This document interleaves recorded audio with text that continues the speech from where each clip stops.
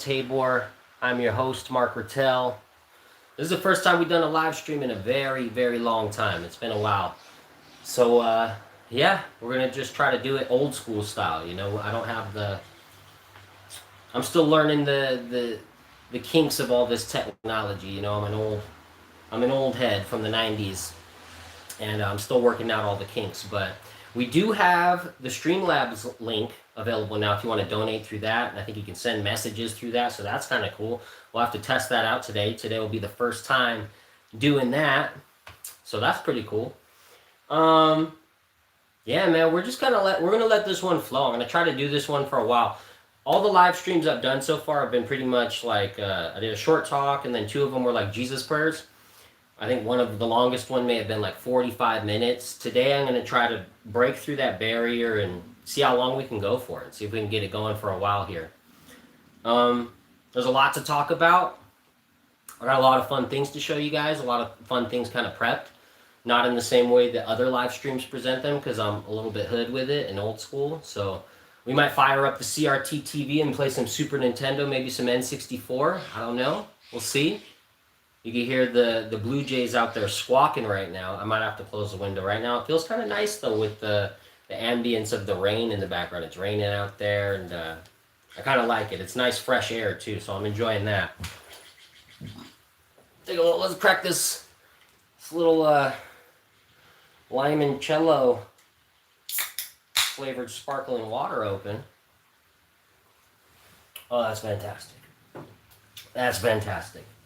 But yeah, the title of the stream is "Slow and Steady Wins the Race."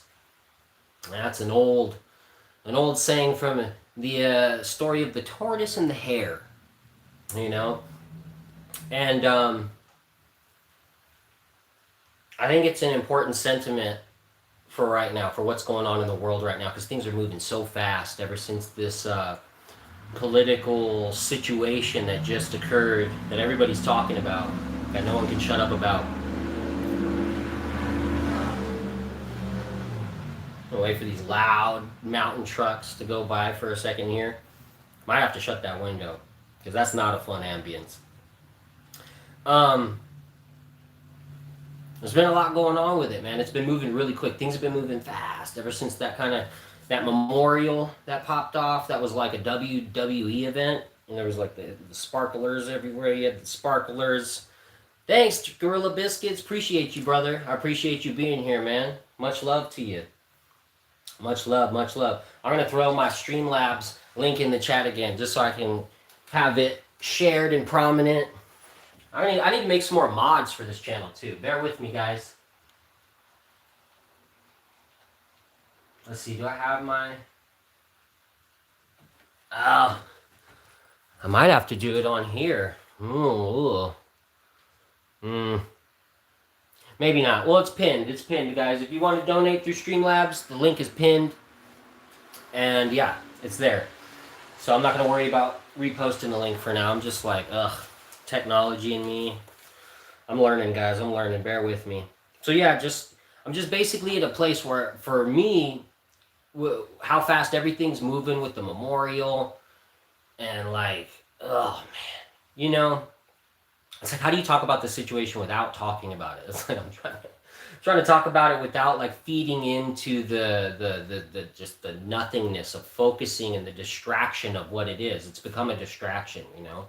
But I feel like to reorient people back to Christ, I'm going to have to dive into this distraction a little bit. I'm going to have to go in with them, and I'm going to have to pull people out a little bit. So I'm going to have to dive in. I take the risk of jeopardizing my own spiritual life to try to dive into the muck and pull people out. So that's what I'm kind of trying to do here. Or maybe that's just my own excuse of like, I don't think it's an excuse, because this has to be touched on in some sort of way. Like I feel like it's like a lot of people aren't really seeing the big picture. They're kind of caught up. They're caught up in the heat of the moment. You know, and that's something about like slowing down, taking a moment to step back and slow down to get into a place where a state of mind, a state of being where a lot more prayerful, a much more prayerful state of being. And we got Paisios, my patron saint, right over our shoulder looking over us here. But to slow down and become a lot more contemplative, to come to a lot more of a prayerful state of being, focus on doing our prayer rule daily, extending it if possible, not to overwhelm ourselves and to fall into despair. But if you get to the end of the prayer rule and you want to extend it, there's always room for that. And to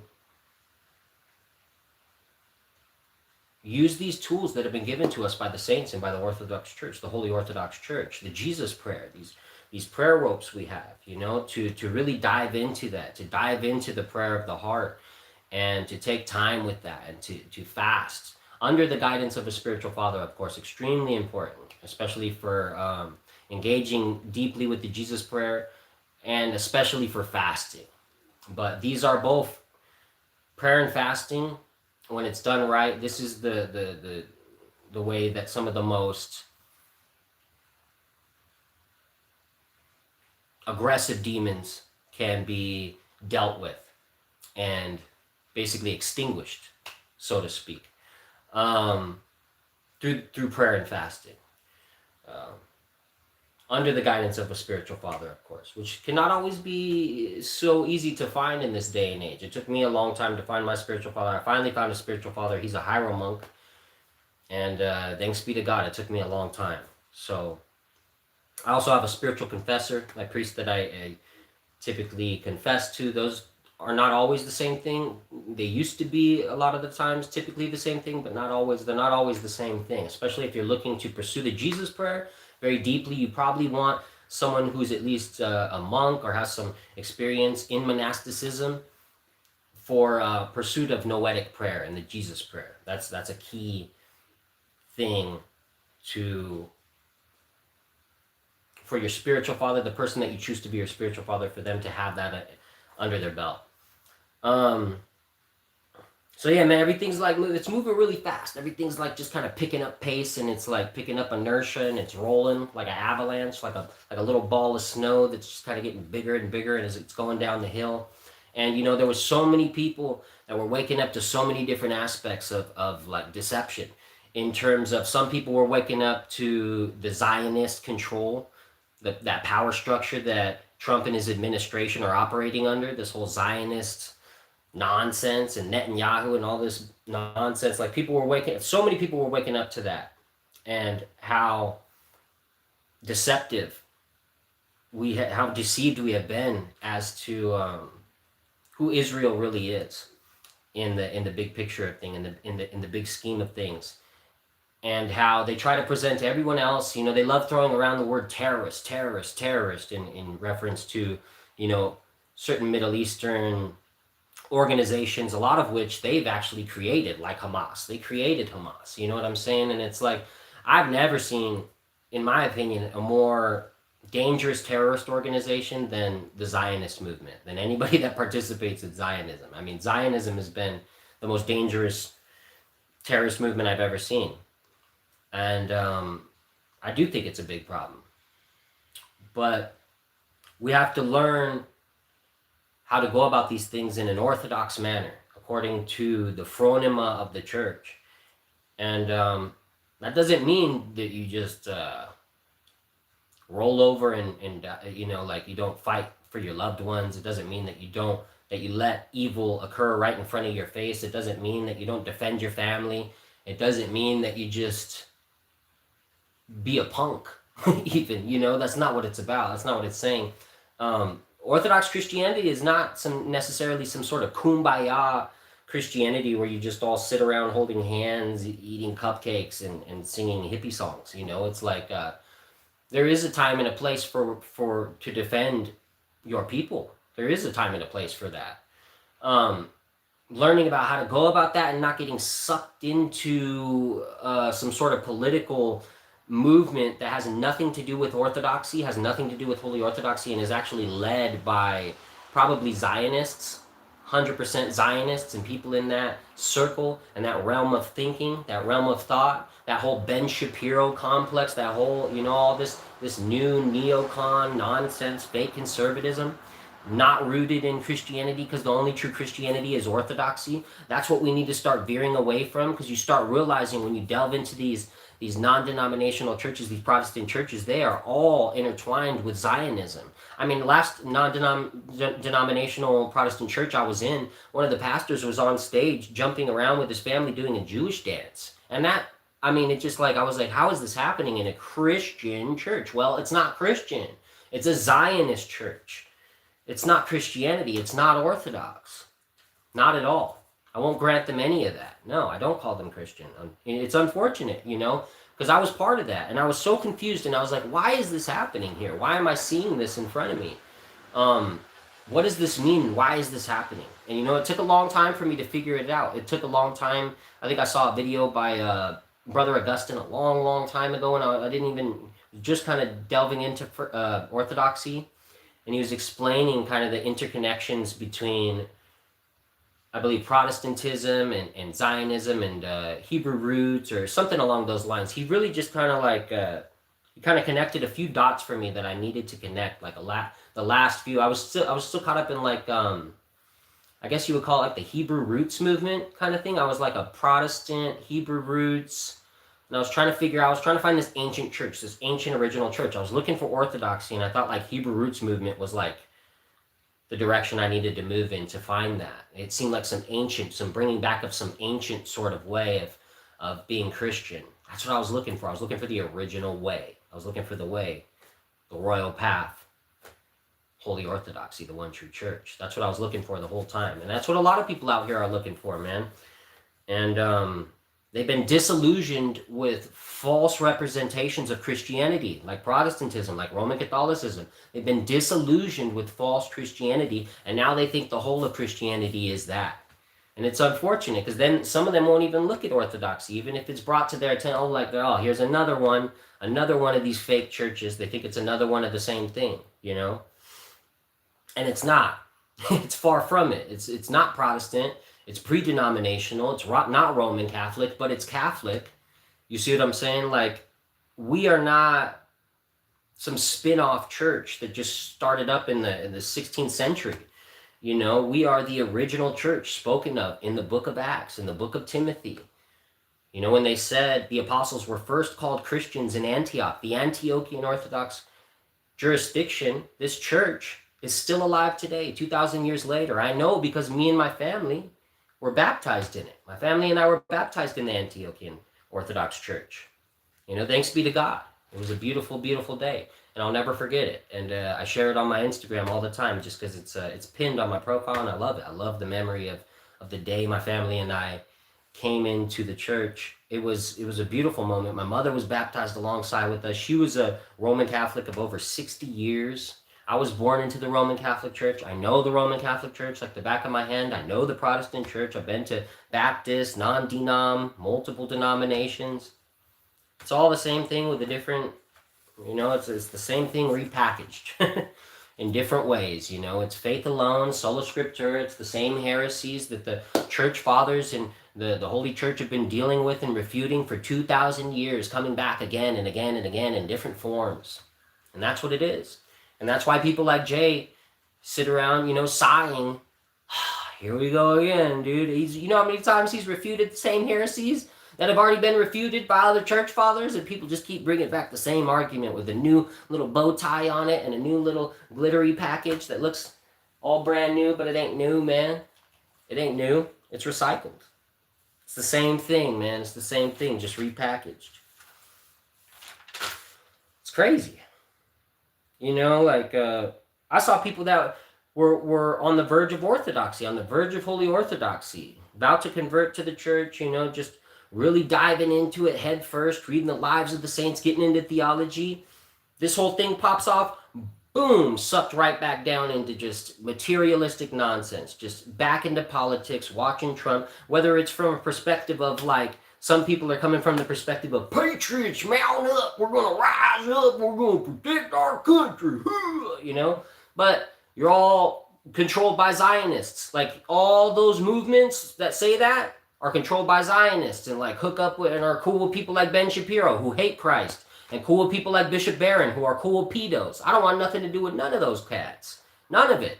And that's why ecumenism is such a big problem right now. It's the spirit of false love devoid of truth. It's the spirit of the Antichrist, and it will all culminate together in the New World Order. All these things are going to come together. Ecumenism, one world government, one world religion. It all kind of comes together, and Zionism is a big part of it too. It's all the spirit of the Antichrist. Do you not see it yet? Do you not see it yet? I keep trying to paint this picture. And everybody's starting to talk about ecumenism now. I've been telling you about ecumenism for a while, and that's okay. You know, I'm happy people are starting to pay attention, but like, let's slow it down. You know what I mean? Because it's easy to get caught up in our emotions during this time. That's what they're trying to do. They're trying to get us riled up. They're trying to get us emotional, because when we're emotional, we're at this like lower state of being where we're easily manipulated. We're not thinking straight, man. We're thinking like a female, you know, who's on our you know, that time of the month. I'm being straight up, you know, and we've got to elevate ourselves to a higher state of being and see things.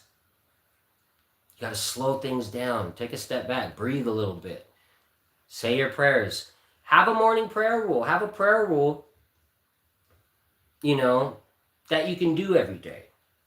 Nothing too crazy, you know. We'll come back to that. I think that's something I wanted to talk about a little bit later. I have some notes here. I'm reading through. I wrote about 5 pages of notes, which is pretty good. Pretty good. Not too shabby, you know.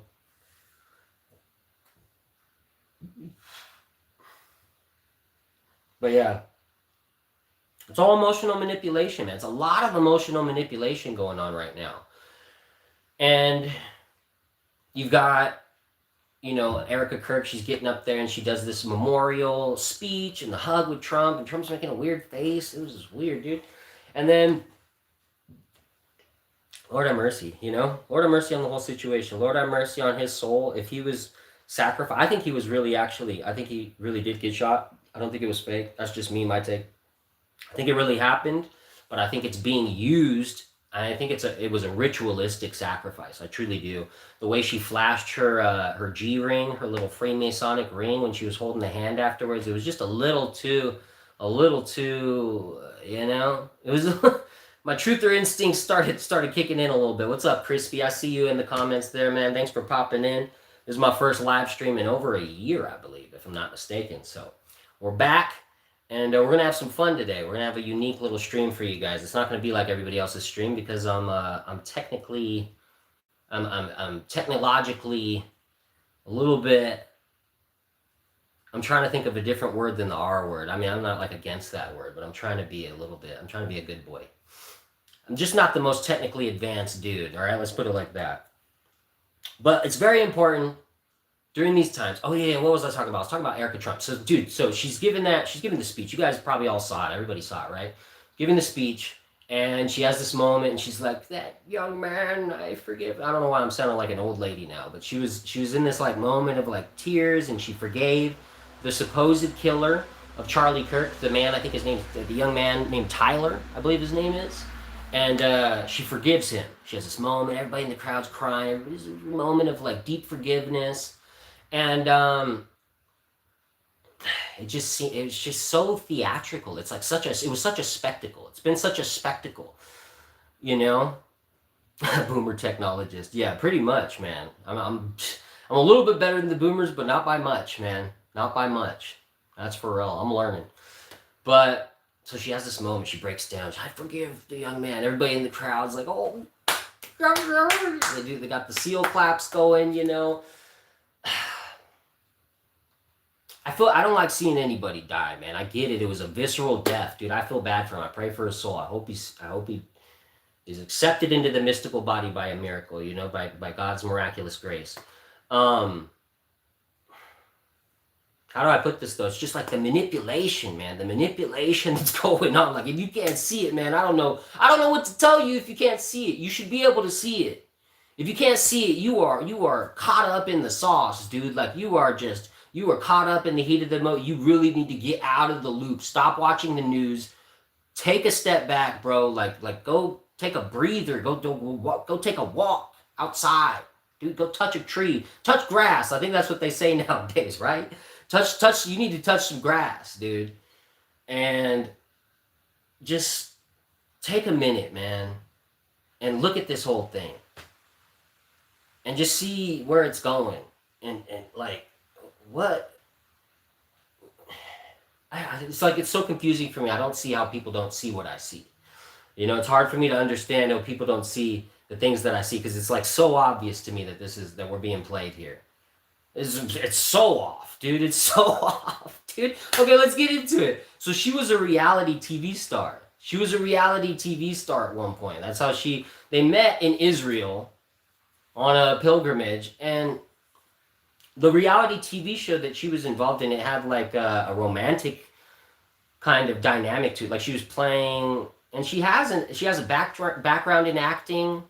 I mean, it literally looks like a movie, and not even like a well-acted movie. When I'm watching this, when I watch the clips on my TV, I couldn't watch the whole thing. I can't bear it, man. And I heard Charlie Kirk's parents didn't even show up to the thing. So I don't know what the whole intention of the whole thing was, but it didn't seem like the intention was to honor Charlie Kirk and his life and his day. It seemed like to hype up this whole new movement, this new thing that's going to come out of it, that's going to rise out of it. Like, they're propping her up on this real high pedestal of like, she's going to take over, and, you know, Ben Shapiro comes in and he's got his little yarmulke, you know, I don't know if he was there, but he's taking over something because of this. I don't know what's happening, man. It's hard for me to follow this stuff because it's like, it's all BS. It's all not, I'm not trying not to curse, even like, you know, I didn't technically curse there, but it's just like, it's so ridiculous to me. It's hard not to get worked up at the audacity of it all, at the stupidity of it all. What gets to me is seeing people fall for it. But I should know better. I should know it's just the way it is, man. It's the way it's always been. And it's probably the way it's always going to be to a certain extent. It's just kind of the way it's always going to be with people of the world. You know, with the general mass population, like the normies. And it's unfortunate because these normies are even in Orthodoxy. You'd think you make it into the church, you get baptized, you're experiencing the sacraments, it would illumine you. And it does if you're engaging with them properly, if you're doing your part. It kind of shows, it's like a litmus test. This whole thing is kind of like a litmus test, and it's showing people where they're at spiritually. Like, do you see it? No? You might want to go say some prayers, you might want to go fast. You might want to step back from this whole ordeal, this whole spectacle. It's a spectacle, the whole thing.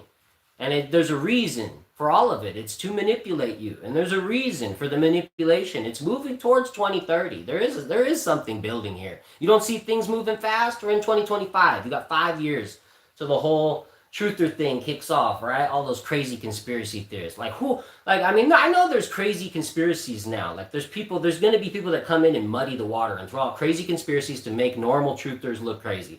I'm a truther through and through. I'm an Orthodox Christian, but I'm a truther. Because Christ is the ultimate truth, and this is what led me here. And I'm still here, and I'm going to stay in it, and I'm going to be proud of it. You know, not prideful, but I know who I am and where I came from. I'm not going to be ashamed of it, is what I'm trying to say, you know? And honestly, it's guided me.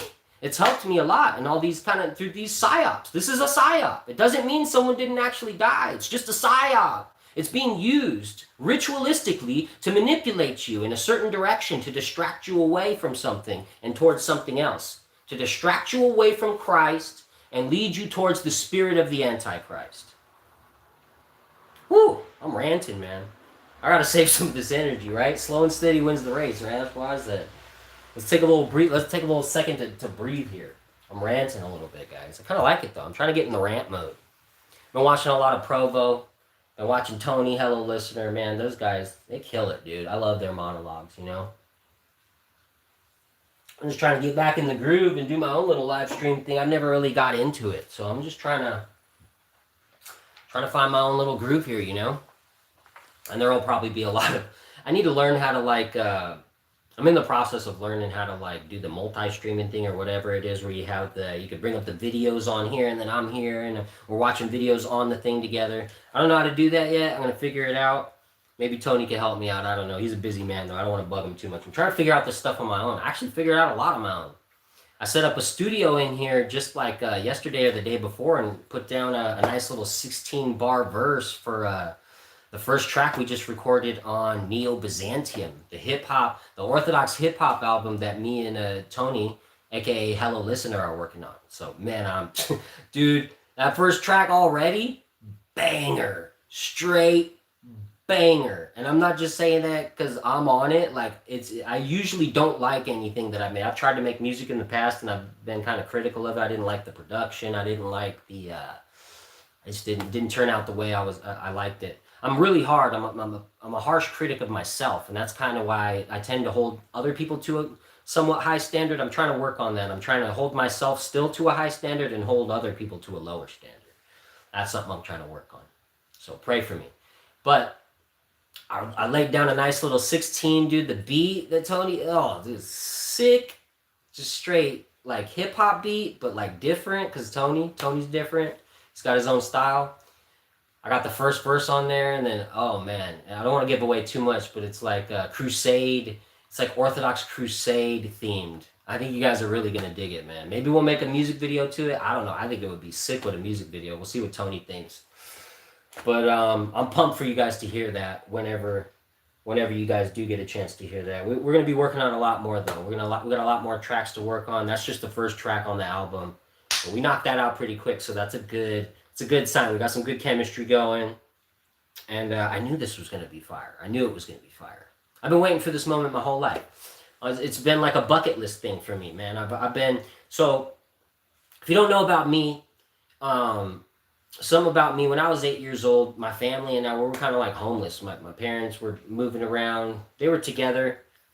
There was issues, but they stayed together. And that wasn't really the issue. The issue was finances. We had financial issues, and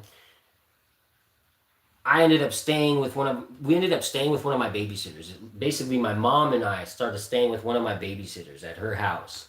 And outside of her little small spot, she had a son who was staying in a trailer, and he had turntables. He was like a hip hop head.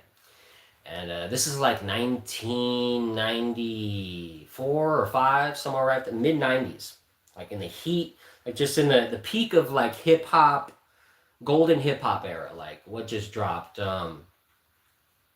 36 Chambers just dropped. Wu-Tang 36 Chambers, Enter the 36 Chambers just dropped. That was the first thing I ever really heard. That was the first music I ever sat down and listened to. Was the Wu-Tang Clan 36 Chambers. Sat down, pressed play on the cassette. I mean, everything changed, dude. It was like I'd heard music before that, but I never really sat down and really listened to music and like soaked it in the headphones and just like really, took it in. So that was a lot to take in. It's an intense album for like an 8-year-old white kid to just be delving into. It was really intense. They're talking about smoking crack and like under the staircase. I think Raekwon was talking about that with ODB. ODB he was into all kinds of stuff. And ODB was my favorite rapper. As an 8-year-old little cracker, my favorite rapper was ODB, Old Dirty Bastard. And he called himself the Old Dirty Bastard because there's no father to his style. But the dude fathered like a bunch of children. I don't know, like 16 or something from a bunch of different babies' mamas. It's wild, man. He was a wild dude, man. He had a lot of demons, but you know what? He was also a truther. He was also onto some stuff. ODB was on to Behold a Pale Horse. Like he was kicking that stuff he was kicking that before everybody, and a lot of people called him crazy, and I think it kind of fed into the direction he moved into, where he just started, numbing himself, and he had a lot of demons he was battling, man. But I think he was actually the wisest out of the Wu-Tang Clan, believe it or not. It could be tricky the way someone is in their soul and the way they end up expressing themselves in reality through action. It can be two polar opposites, and I think that's what was going on there. He was in a battle with himself, man. But there's something about those individuals, man. Like those broken musicians, dude. There's something almost kind of beautiful about it to me. Yeah. Like that one guy who Kurt Cobain would wear him on a shirt. It was like the "Hi, how are you?" with the little alien thing. I can't remember his name. Daniel Johnson, The Devil and Daniel Johnson. That's a great documentary. He reminds me of ODB. That's like an ODB type of musician. Like those, there's a lot of those. There's a few of those. There's not a lot of them, but they're around, man. They come around, and there's like multiple versions of them. Like there's been different versions of this kind of person, this kind of artist. It's like the broken, extremely broken artist, where it's like you're worried about them, but you can't look away, kind of thing. I don't know. There's something beautiful about that to me. Something else we got to keep in mind during these times is the scripture, Ephesians 6:12. You know, you hear it all the time. People say it all the time, but they don't live it all the time. You know what I'm saying? Like they'll say it, but then they'll do something else that shows they don't really understand what it means. You know what I mean? And Ephesians 6:12 states, "For we wrestle not against flesh and blood, but against principalities, against powers, against rulers of the darkness of this world, against spiritual wickedness in high places."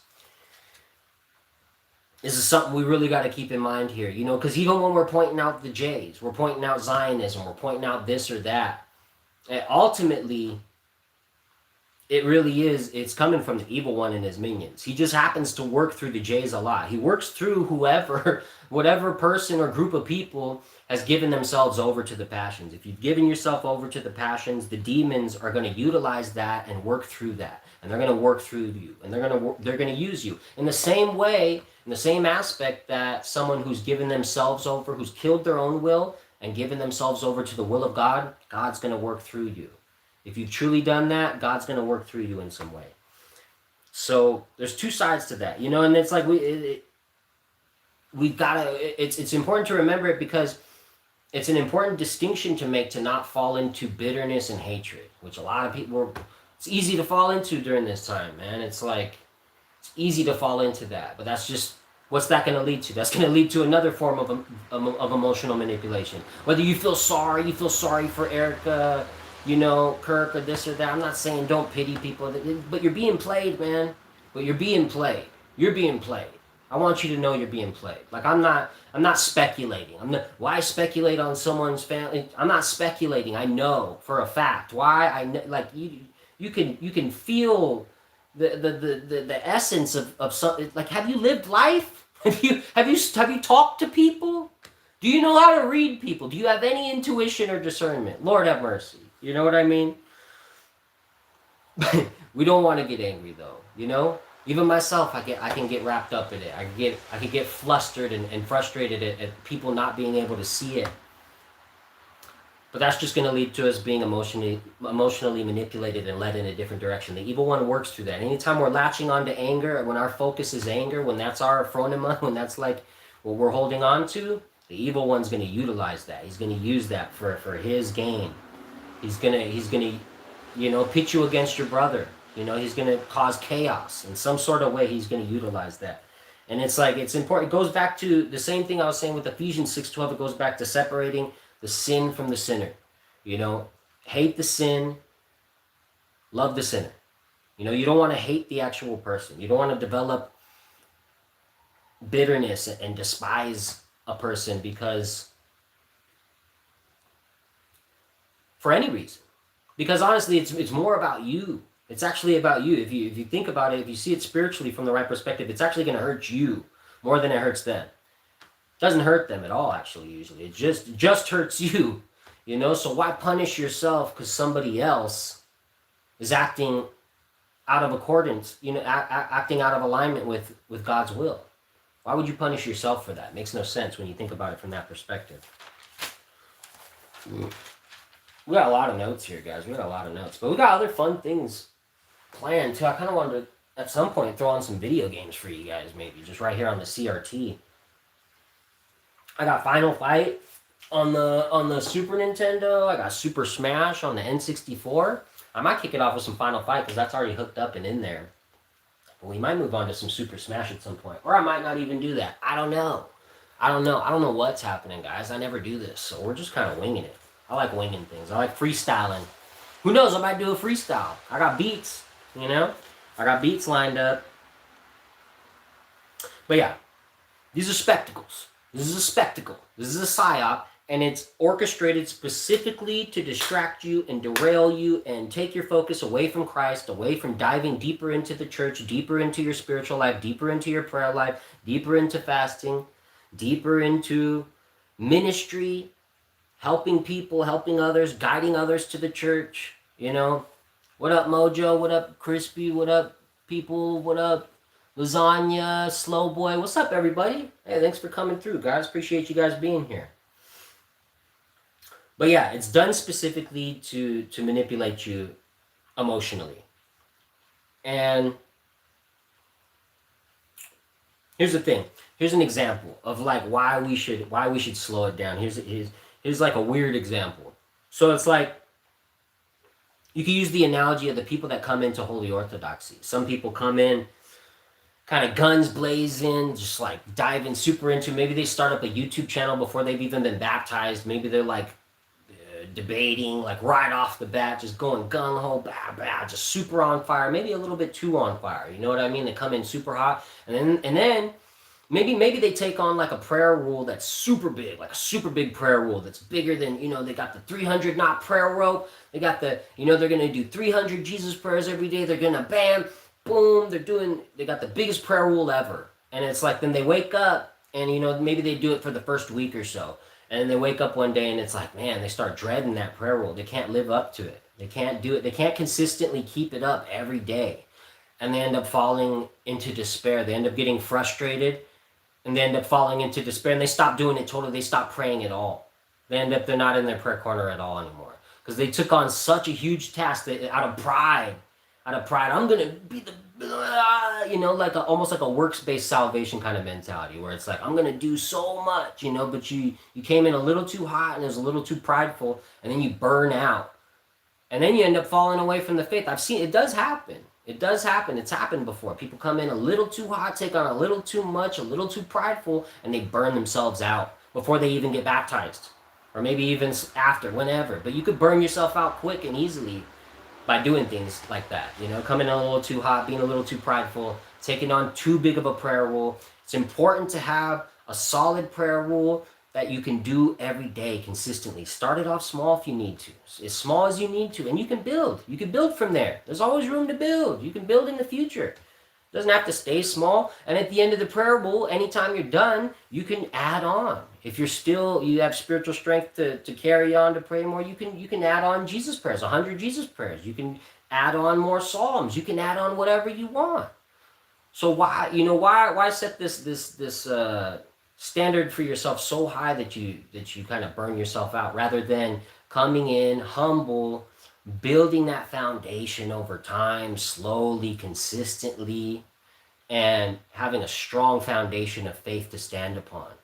So when those spiritual attacks, when those blows do come, and they're going to come, especially if you're saying the Jesus prayer seriously, like pursuing noetic prayer, if you're pursuing that, you're going to have some crazy attacks, homie.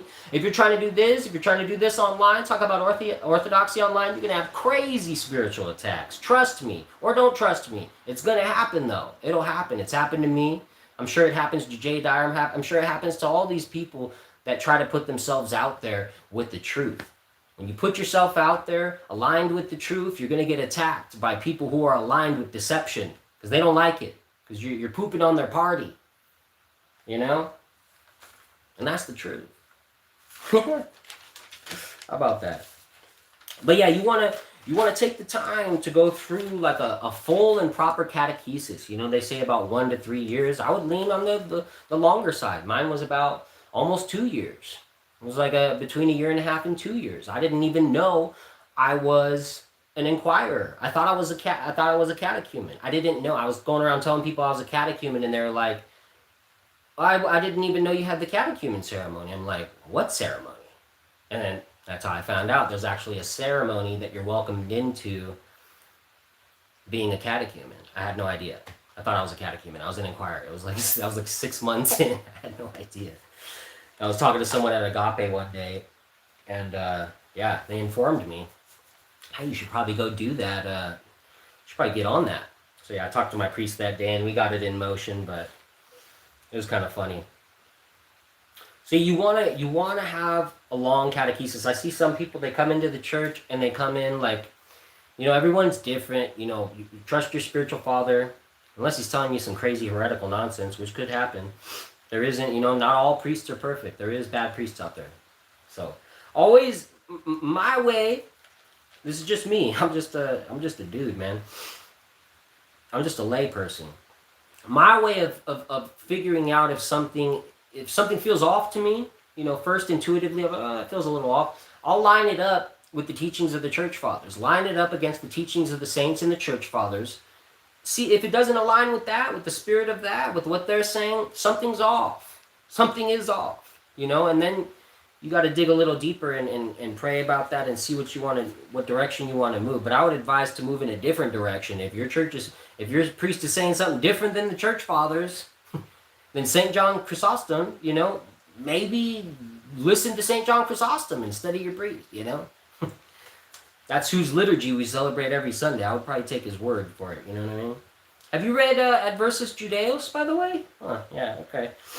Anyways, so yeah, it's more fruitful in the long run if you take your time building up that spiritual life in the church instead of coming in. I came in guns blazing. I'm crazy, man, but I had to slow down a little bit too. I didn't take on too much of a prayer rule, and I got to a point where I think I shortened my prayer. I took on a little bit more, maybe a little bit more than I should have, and I shortened it at one point, and I got back to that point, and I've gotten, it's just, it fluctuates, but you got to kind of adapt it to where you're at. The main thing is to be consistent, to have a prayer rule you can do every day, and then you're not going to be waking up and dreading doing your prayer rule, like, oh no, I got to do like 50,000 Jesus prayers. Like, bro, you're not, you know what I mean? Like, you're not Saint Paisios, it's good to strive to be a saint, but like, don't kill yourself, like, don't, and don't spiritually send yourself into despair, setting standards for yourself, being prideful, not knowing where you're, not really being self-aware of where you're actually at in the spiritual life. Be honest with yourself, That's the thing. That's the thing. Sorry. To be honest with other people, you got to be honest with yourself. Like a lot of people out here that are falling into these deceptions, it starts with them lying to themselves.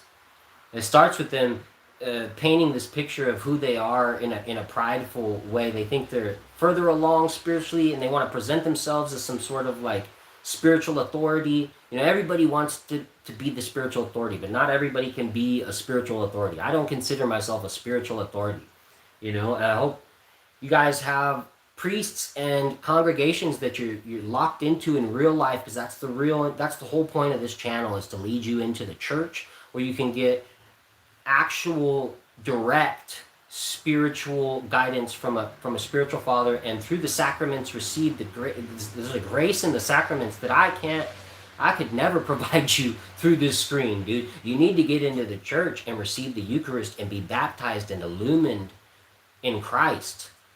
That you need it. We all need it. I'm telling you, especially in this day and age. It's a spiritual protection that is, the words don't do it justice, man. And that's what they tell us. They tell us that in the prayers, Don't undermine the sacraments by trying to talk about them too much, especially the Eucharist. It's a holy mystery. And that's the beautiful aspect of Holy Orthodoxy, is the embracing of the mystical.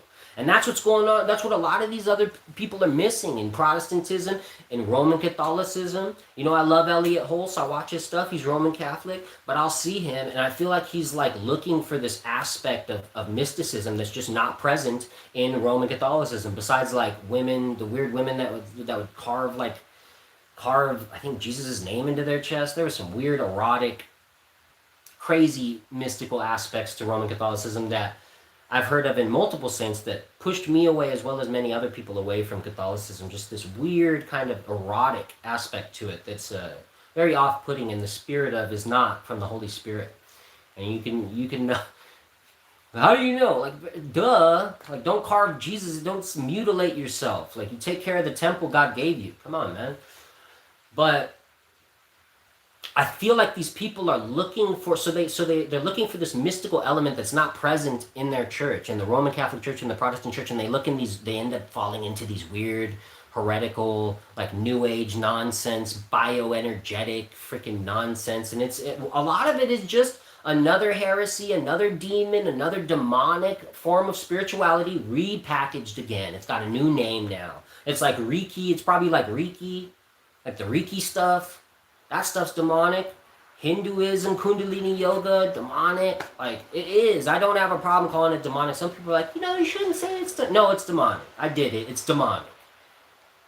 I did it for 10 years. I did Kundalini yoga for 10 years. It's demonic. Reiki is demonic. You're calling weird entities and deities. You're giving reverence to deities through postures and certain movements in Kundalini yoga. What do you think that is? What do you think a Kundalini awakening is? Oh, you might get mad and sock someone in the face and like get mad at your loved ones and have a freak out in public. That's demonic. That's a demonic manifestation.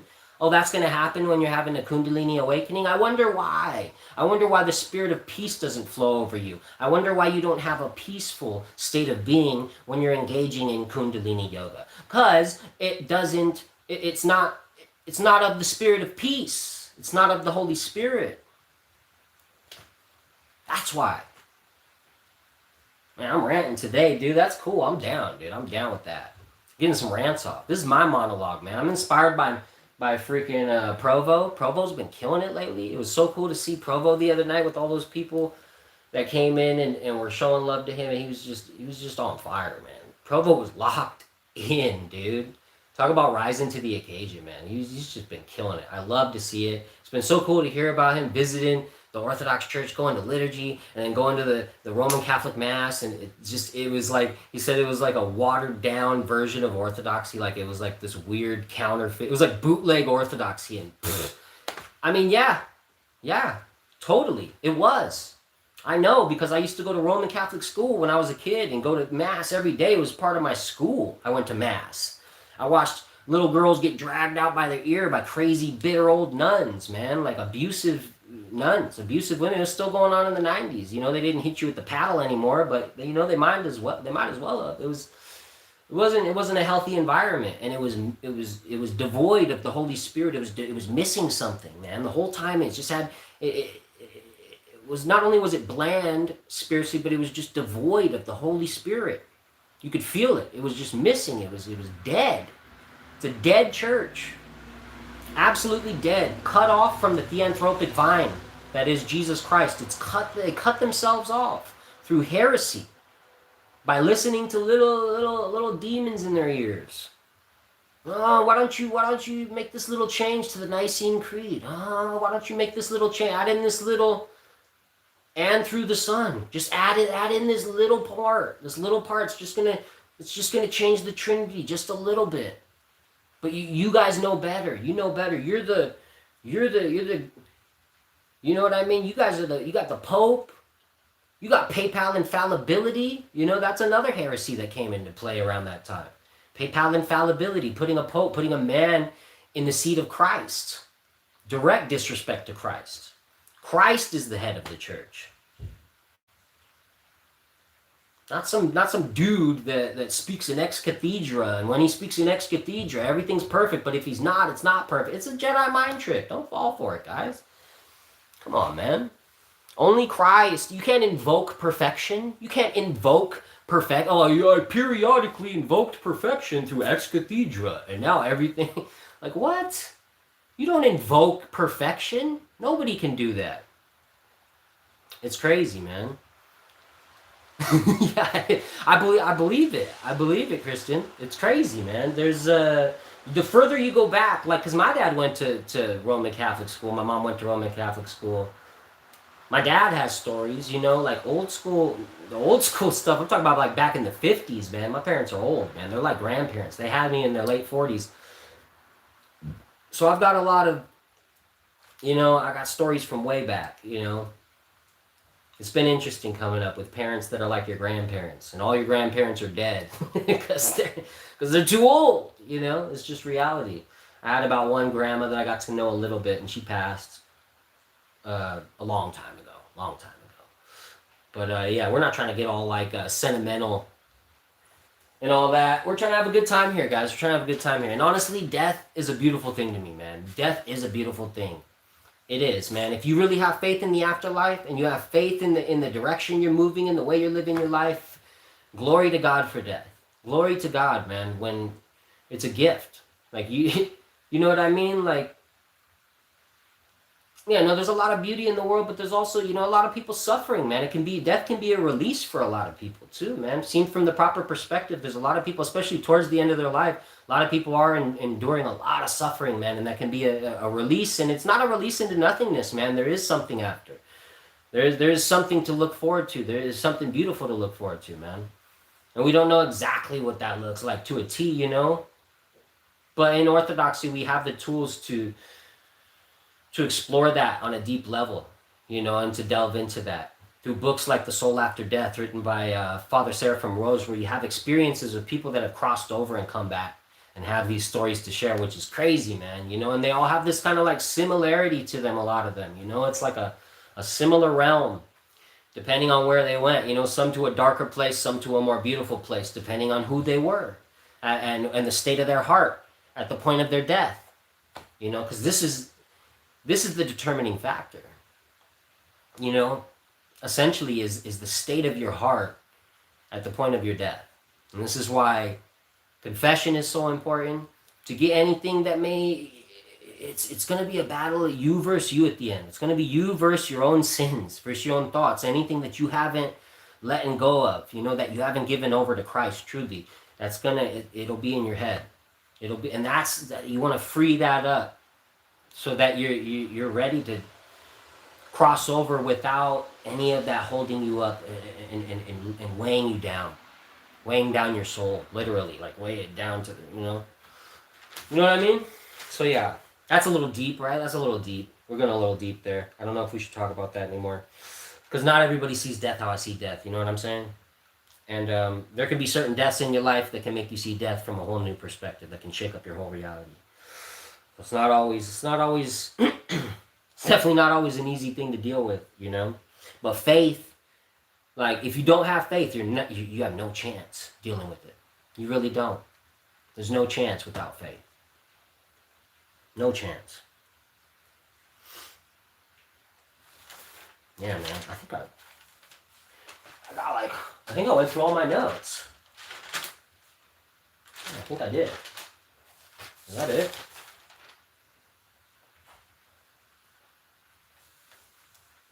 Yeah, we went through that. Emotional manipulation, the trick. Yeah, yep, yep. Yeah, that's pretty much it. The only thing I have left is like my patron saint, Saint Paisios. So this is Saint Paisios right here. This is my patron saint. He was a monk on Mount Athos. He was not a priest, so he was not a hieromonk. He was just a monk. But he was not just a monk, man. He was clairvoyant by the grace of the Holy Spirit. And he helped a lot of people. And he helped a lot of people from all different walks of life, but he came into a lot of contact with multiple people from Hindu and yogic backgrounds. Particularly in the book, The Gurus, the Young Man, and Elder Paisios, which was on my reading list as a catechumen. My spiritual father, my priest down in San Diego, when I came into the Antiochian Orthodox Church, I confessed to him that I was coming out of New Age, deception, high-dose psychedelic ceremony, Kundalini Yoga, Hinduism, so on and so forth. And he suggested this book to me as part of my catechesis.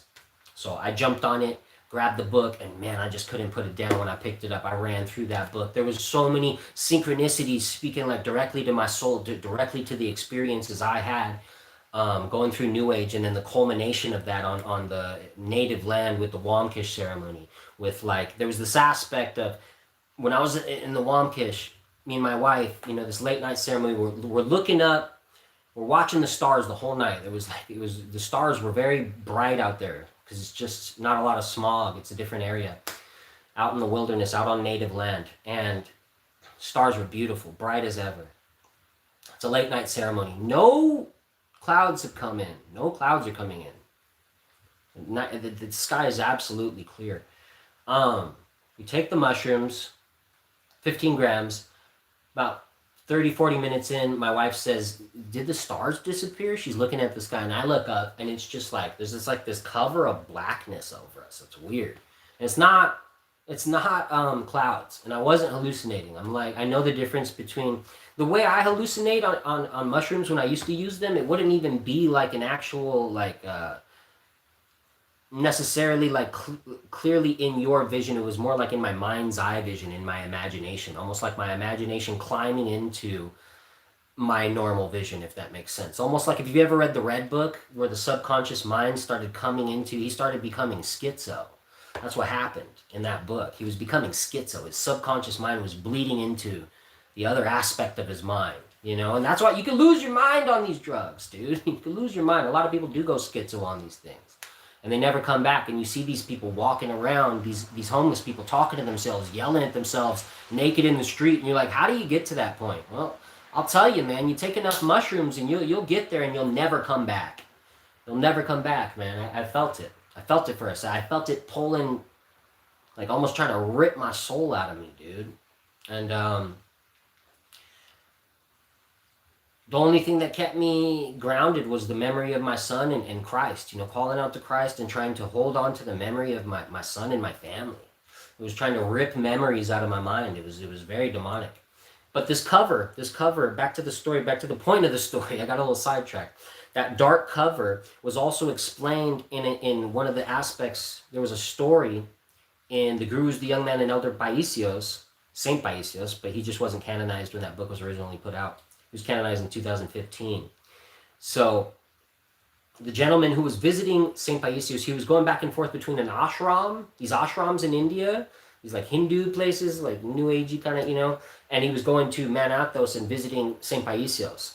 So he was staying in a hotel, I think after visiting one of the ashrams, and outside the hotel there was street lights, and he could see them clearly through the window. And at one point there was this dark energy, like a palpable, you could see it. It literally physically blocked out the street lights. This black, just cloud, not even a cloud, it's like an energy. It was like a thick blackness, almost like the darkness in like the Never-Ending Story or something. You know, that's what it kind of reminds me of. It's like this nothingness almost. It feels like a void. But there's a spiritual reality to it. And other people have experienced it. And that man and the Gurus, the Young Man and Elder Paisios experienced it and described it in a way I was like, I've never heard that before. And it was just like, bam. That was it. That's what that was. You know, it was demonic. It was kind of confirmation, God giving me confirmation time and time again through this process of diving into the Orthodox Church, and just confirmation over and over again. This is what it was, demonic. You were moving in a demonic direction, and this is what you were looking for the whole time. This is the church you were looking for. You thought the original Christians took mushrooms. No, the original Christians were Orthodox. They didn't do anything of the sort. This is what you were looking for. You were misled by the evil one, but here we are. What's up, Fredo? What's up, man? Thanks for being here. But yeah, sorry, I'm just kind of ranting.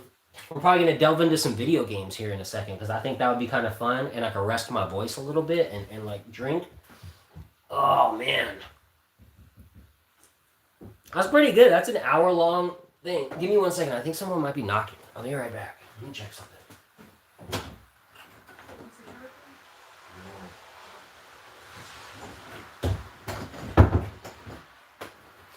All right.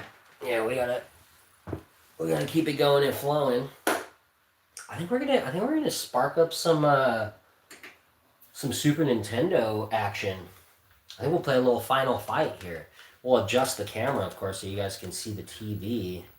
I'll probably keep myself in the frame of view a little bit too, just so you're not just looking at the TV and it's kind of interactive. You know what I mean? I can keep track of the chat and all that good stuff. So let's see if we can get a decent angle here. See if we can get a little decent angle. Give you guys some retro goodness there. Got the Crash Bandicoot up there. Got some Simpsons plushes. We're gonna dive right into it. Yeah, Capcom presents.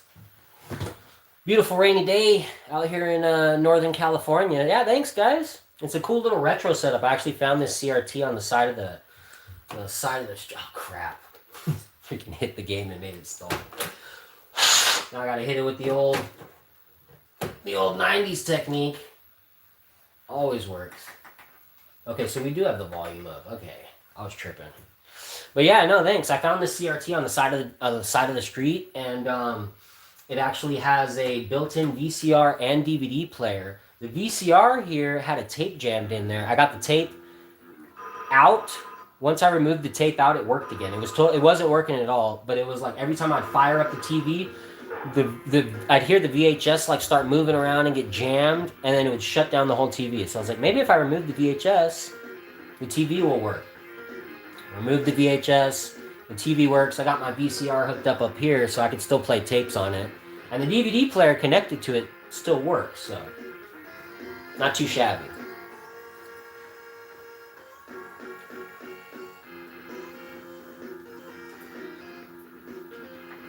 So if you guys don't know, if you've ever played Streets of Rage or Streets of Rage 2, I thought this was a ripoff of Streets of Rage. Streets of Rage actually ripped this off. Who knew? I didn't know. Final fight.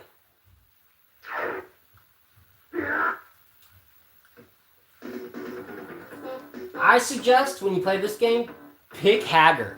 Pick the big dude. Pick the big dude. Yeah, no. It's definitely a score for me because I got a lot of old video game systems and I'm a avid VHS collector. So it's like I gotta have the CRT for the aspect ratio. They look totally different. It looks way better. It's the way to watch VHS. It's the way to play retro games. It's the way to do it.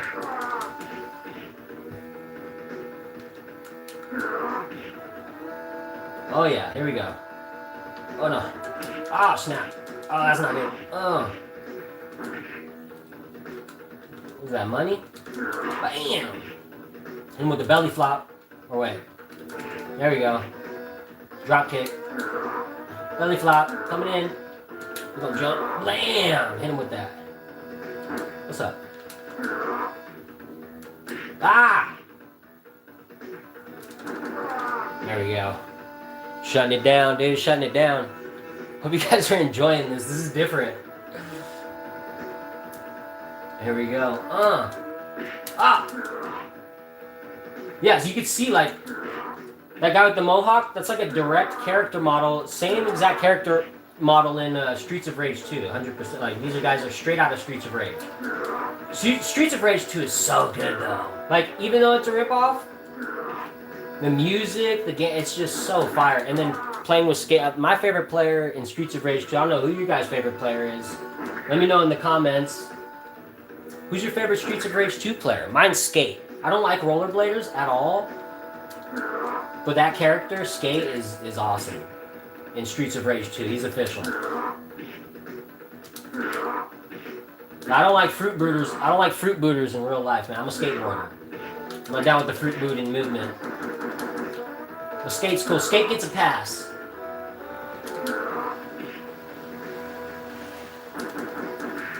Skate gets a pass, dude. Skate gets a pass. He's the only one. He's the only fruit booter that gets a pass.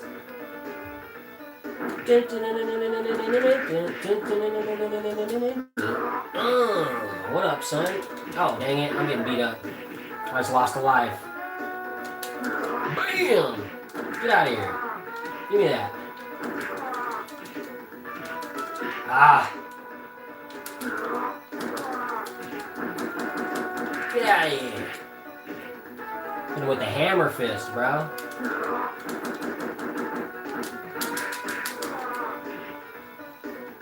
Got him, son. Got him. Look at 8 people watching, huh? You guys actually like this. Cool. Knife. Where'd the knife go? There it is. I threw it. Stupid. Ah!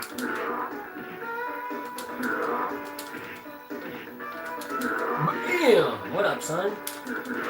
Oh, that was cool. Switched it up on him. Pump fake.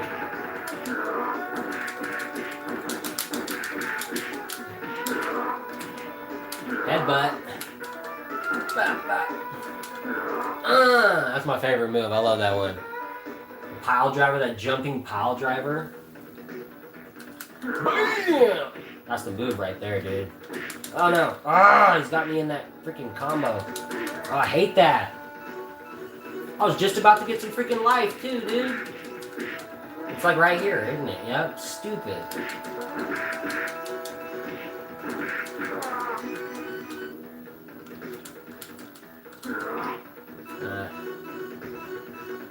I guess I'll grab it. I don't really need it.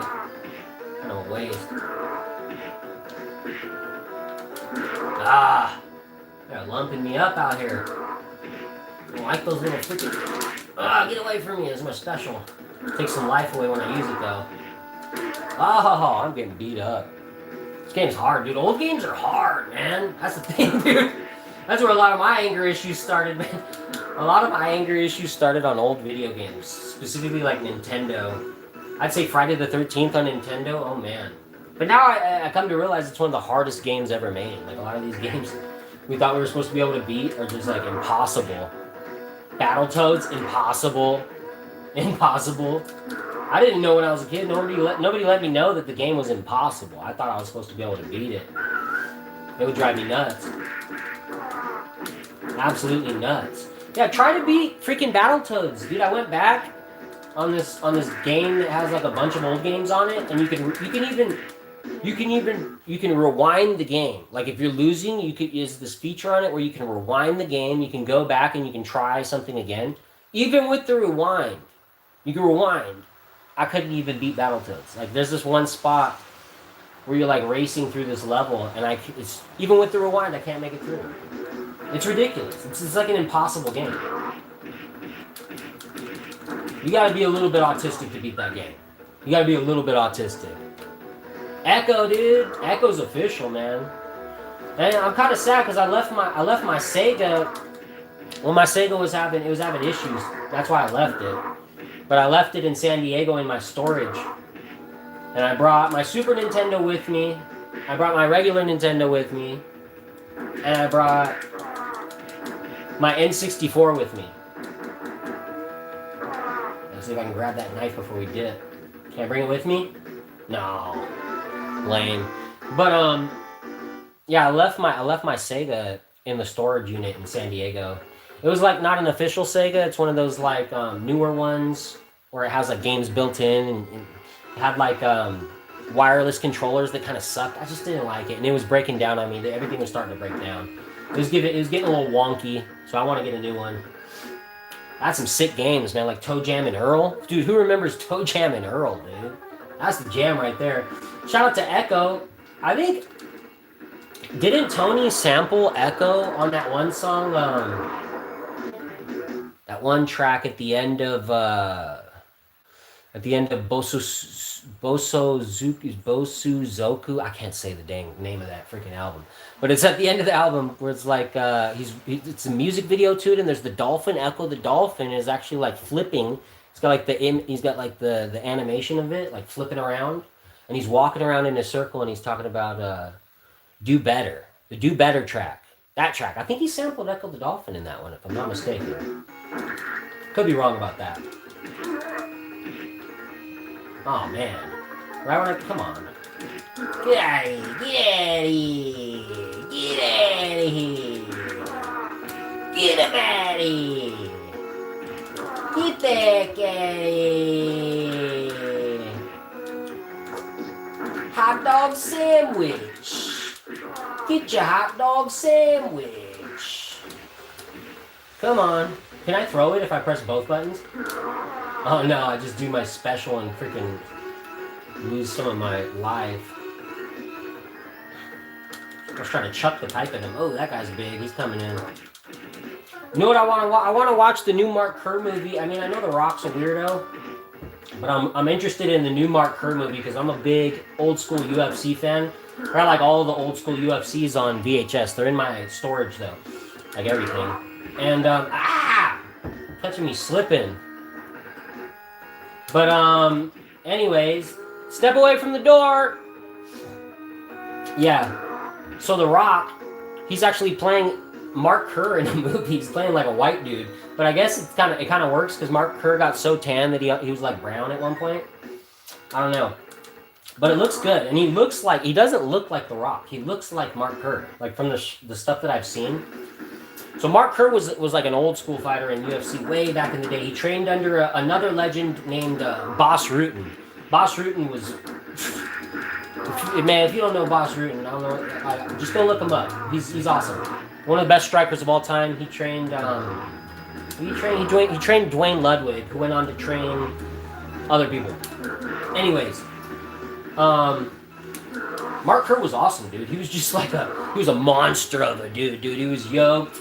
There's a actual documentary called The Smashing Machine. I think the movie is called The Smashing Machine, the one that's coming out right now. But there's a documentary way back in the day called The Smashing Machine that you can watch probably for free on YouTube even. I might even link it like today on my YouTube community section just for the heck of it because it's cool and I think you guys would dig it. Am I dead yet? I got one more life, right? Okay. So, yeah, Mark Bear, man. He was crushing fools back in the day. And then he went over to fight in pride fighting in Japan. And I think he got beat up in one fight. He had like a fight where he had this moment. He talks about it in the Smashing Machine documentary. He like freezes up in the middle of a fight in Japan. He's like on his knees. I think he was fighting against this like big swole Asian dude named like Fuji something. I can't remember. But he freezes up in the middle of the fight and he's just getting kneed and he's like he's in like a fetal position basically and he's just getting kneed in the ribs and he's just like Boss Rutan's on the side like, what, Mark, what's happening? What are you doing? Everybody's like, what's that? You know? And yeah, it was just kind of like a pivotal moment for him. He like froze up. He had this like panic attack in the middle of a fight. It was weird, man. It was a weird thing to see. He just kind of froze up and got beat up, you know. And it was out of character for him. It was later on in his career. I think he might have been struggling with like steroid abuse, and he had some like knee injuries. Yeah, I mean, you're gonna have lots of injuries kind of lingering when you're in that sport, the sport of like MMA fighting. And back then, it was even rougher. There was less rules, less protection.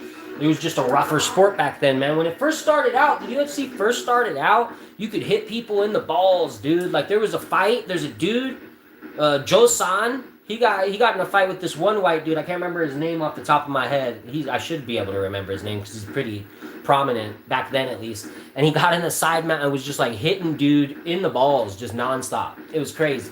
That was a fight. That was one of the early fights in UFC. They had people come in with one boxing glove and then one hand normal. It was ridiculous. I think that was Eugene Jackson. They had people with totally different weight classes, like this one big in UFC, I think it was 3. They had this dude named Emmanuel something. He was like 400, 500-pound black dude fighting against this like small little white dude. The white dude won, dude. He ends up knocking him out. Well, before that, the big black dude like rushes him, and they bust open the cage. The cage busts open. The UFC cage, they like break through the octagon. It bursts open because the dude's so fat. He's so overweight, it's just like all that force just broke open the cage. They get back in, I think it was Keith Hackney. Keith Hackney was his name, the white dude who beat him up. They get back in the cage, homeboy, Keith hits him with like a nice overhand right or something, drops him to the ground, gets him to the ground and just starts hammer fisting his head. Blah, blah, blah. Ends up breaking his hand. His hand was broken and he was still hitting him with a broken hand. Got the W. Legendary win just because of the size difference was so prominent. It was like a David versus Goliath kind of situation. So cool. Go watch that fight. Keith Hackney, UFC 3. It's crazy weight difference. Yeah, UFC, man. I love UFC. But yeah, back in the good old days, you know. I love UFC, man. I really do.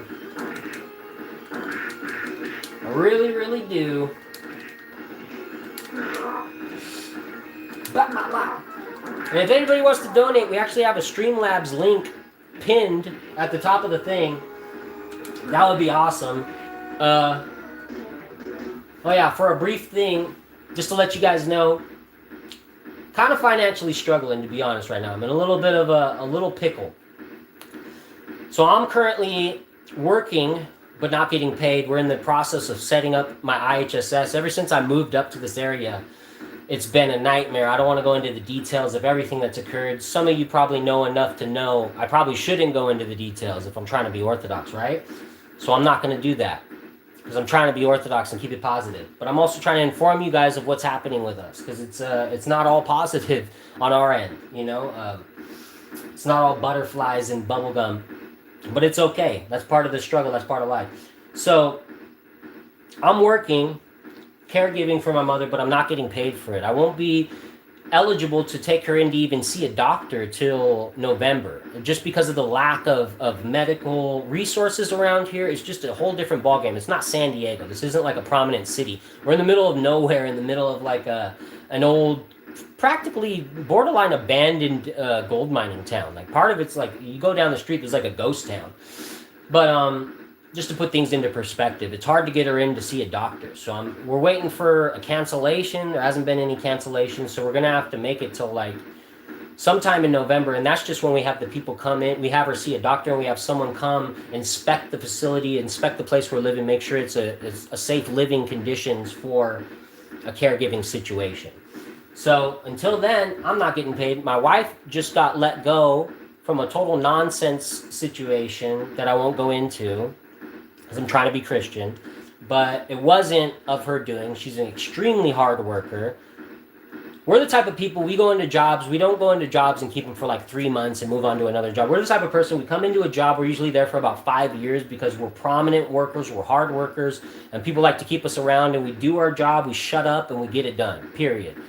You know, and unfortunately, some people see that as a threat and can become jealous and plot on you almost in a way. And let's just put it like that. So we've been having spiritual and literal attacks that are affecting our finances in a way where we're in a bit of a pickle. So if you want to help a homie out and you like anything that I've ever done on this channel or am doing today, and you want to show some love and maybe make a donation or a tip, I would really, truly appreciate it, and you would really be helping an Orthodox Christian family out that's trying to make it in the middle of nowhere and trying to start a new life up and trying to do God's work, truly. So if you want to do that, it's pinned at the top, and it would mean a lot to me. So yeah, that's where we're at.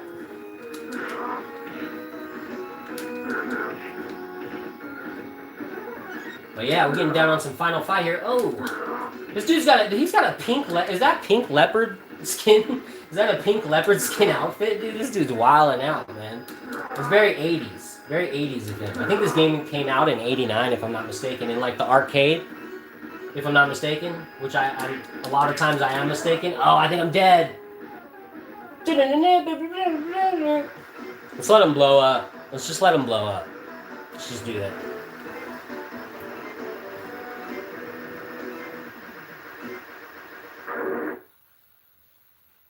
Bam. I'm throwing the initials. Good old little MCR. Mark Curtis Rattel.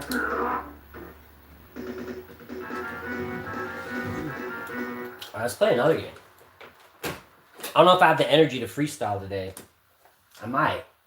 But playing video games sounds more appealing. Ooh, we got F-Zero, we got Killer Instinct. I want to throw on some Killer Instinct, dude. I'm throwing on the Killer Instinct. We're doing it. If we can get it working.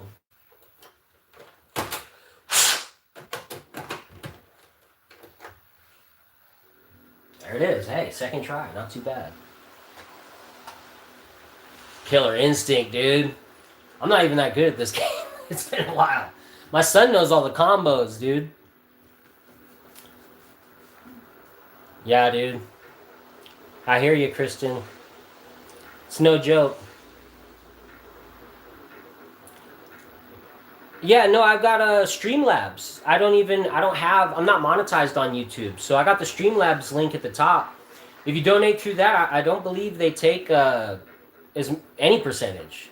And yeah, because I'm not monetized on YouTube. Because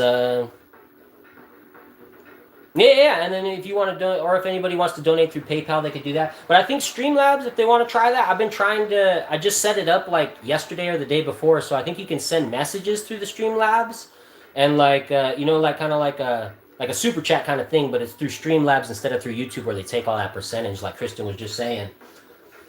But yeah, I'm not even monetized on YouTube. I could be monetized on YouTube. I have enough watch hours and all that good stuff, but you know what I'm saying? Like the stuff I'm talking about here, I don't know if I want to be monetized, you know? I'd rather keep it raw You know what I'm saying? What happened? It stalled up on me, didn't it? Okay, we're gonna try this again. Third time's the charm. For the Holy Trinity. Dang it. That's not good. Come on. Alright, here we go. Let's see if we can get through this screen now before it stalls up on me. Yeah. Nice. That's intense. Killer Instinct. We're going to be alright, though, dude. We're going to be alright. Like, we're going to be okay. Like, if I could just make it through this 2-month gap, I'll be back on IHSS, and I'll be getting paid for the work I've been doing this whole dang time, you know? And I'll be good to go. But I just have to make it through this little gap right here. And we finally found a nice spot. We're in, like, the middle of the wilderness, kind of, and, yeah, we're just trying to stay afloat, man, trying to stay on our feet. It's no joke. I don't want to be a downer. I want to have a good time. Oh. I'll turn this up a little bit. I am sloppy. I don't even remember how to play with this dude. But I'm pretty good at just, like, playing games and figuring it out. Or maybe not. I'm getting my butt whooped, don't it? Or no, I'm winning. Okay. I'm not very happy with that performance. I'm not impressed with your performance.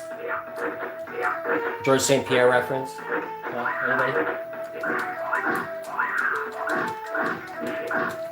I'm not impressed with his performance. Can I get a combo going though? Because I feel like that's what this is all about. Like, I need to... Get out of here, bro. I'm gonna sweep you. Bam! Hit him with the uppercut, dude. Whoopsie! Mortal Kombat reference. Sorry. No. It's all good. Don't worry about it. If anybody can't help, don't help. I don't want you to help if you can't help. But if you can help and you want to help, then yeah, please help. That'd be awesome. I'd appreciate it. But if you can't, no shame, no worries, dude. We're not here to grift. This is basically like, I want to do things like Provo here. Like, I like the way Provo does things. Like, if you want to donate, I appreciate it, dude. But no one is forced to donate here. I do want it to be primarily for free, you know. But I need to start thinking about making money with the time. When I'm putting time into something, I have to be doing something to be better in my family at a certain point too. Especially with the position we're in now. So it's something I have to think about, you know, and it's hard to balance all that because I like to do things for free, man. I like to do ministry for free. I like to spread God's word for free. I don't want to charge money for it. So it's like an internal conflict for me, you know. And at the same time, I have a family to support, you know, and I'm a father. So, it's a reality. I don't like how close this match is. Man, he's got some little combos in there. Fighting a freaking werewolf, dude. This ain't a fair fight. This dude's a werewolf, bro. Oh, no, he's coming with them combos. I don't like that. I don't even know any combos. Oh, he stalled. I gotta get him. Oh, I'm trying to hit him with that uppercut. No. He's got me. Oh. I'm not good at this game. My son's way better. I want to play Mario Kart. Oh. That's Mario Kart, dude. I hope you guys are digging this stream. This is different, dude. This is weird. You know? We're just kind of playing a little old school Super Nintendo with you guys on the CRT. Old school style. Because I don't know how to do the cool stream on the, you know what I mean? Play the videos and talk in the background thing. I'm going to learn how to do it. I'll probably learn within the next week. Just because that's the way it is. But, let's see, what are we doing? This will do that. 50K. Yes. That's okay. Who should I pick, guys? Who should I pick? I like Yoshi. Toad? Koopa? Who should I pick, guys? I think it's gonna make me pick someone if I don't pick soon enough. So I'm gonna stay on Yoshi because I kind of like Yoshi. Yoshi's one of my favorite. Any suggestions on who I should pick? Okay. Yoshi going once. Yoshi going twice. So we're picking Yoshi. Okay. Let's do something simple so we can have fun. Oh no, it's all good. Don't worry about it, Crispy. All love, dude.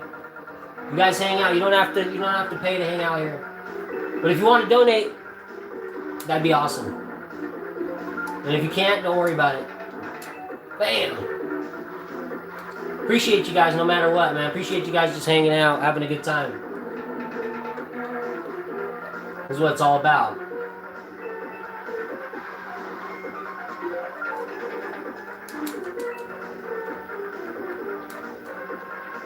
That's what it's all about right here, folks.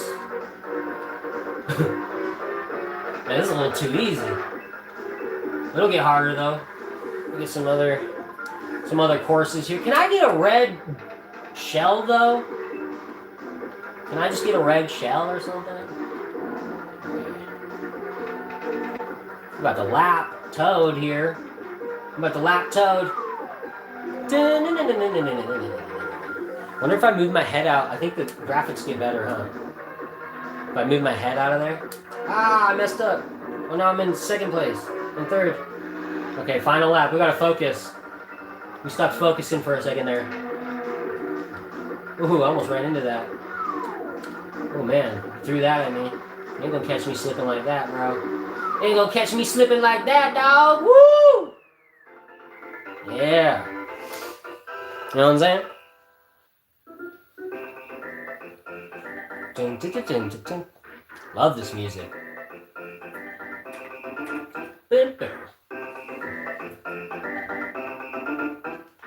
Hey, cool, man. I'm glad you're enjoying it, lasagna. Send a money order.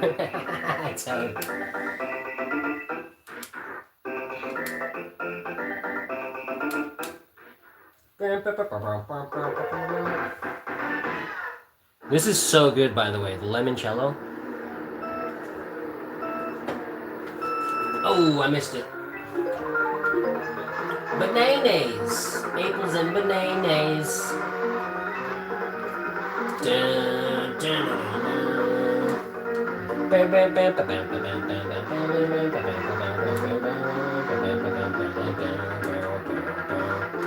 that part slows you down, so you want to avoid it.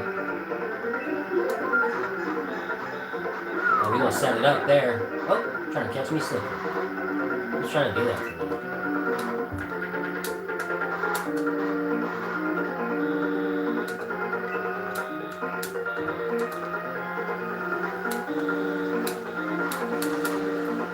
Whoops, that's not where I wanted to go.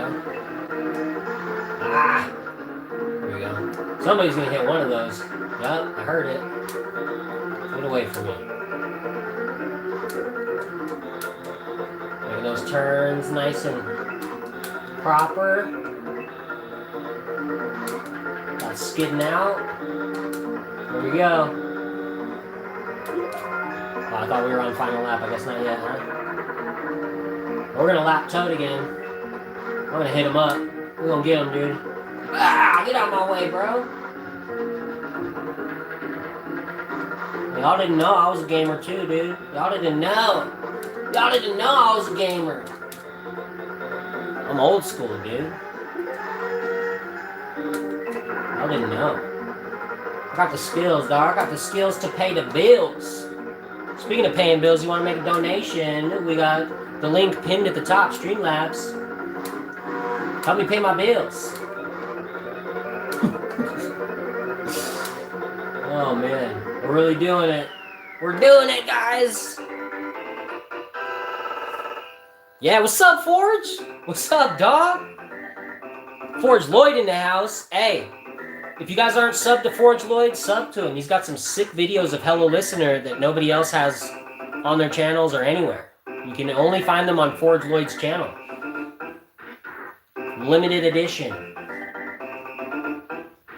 Go check him out. Sub to him. Give him some likes. Show him some love, man. YouTube royalty in the house, man. Forge Lloyd. Show him some love. Oh, this level. This one kind of gets on my nerves sometimes.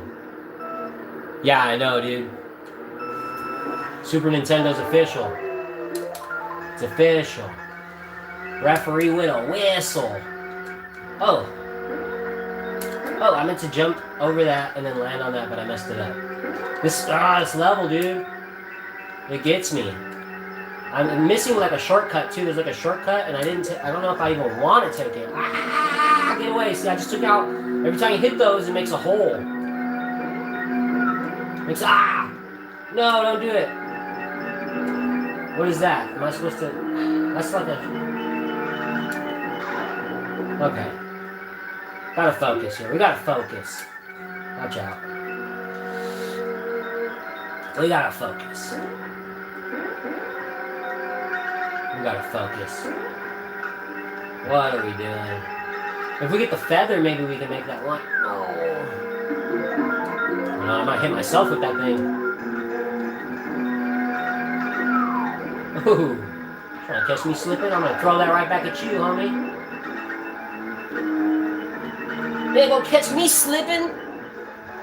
Final lap, dude. Everybody trying to catch me slipping. They trying to catch me slipping, but I'm dipping like Scottie Pippen. While MCs are set tripping, I be stone skipping. They ain't got no rhythm. There's a freestyle for you.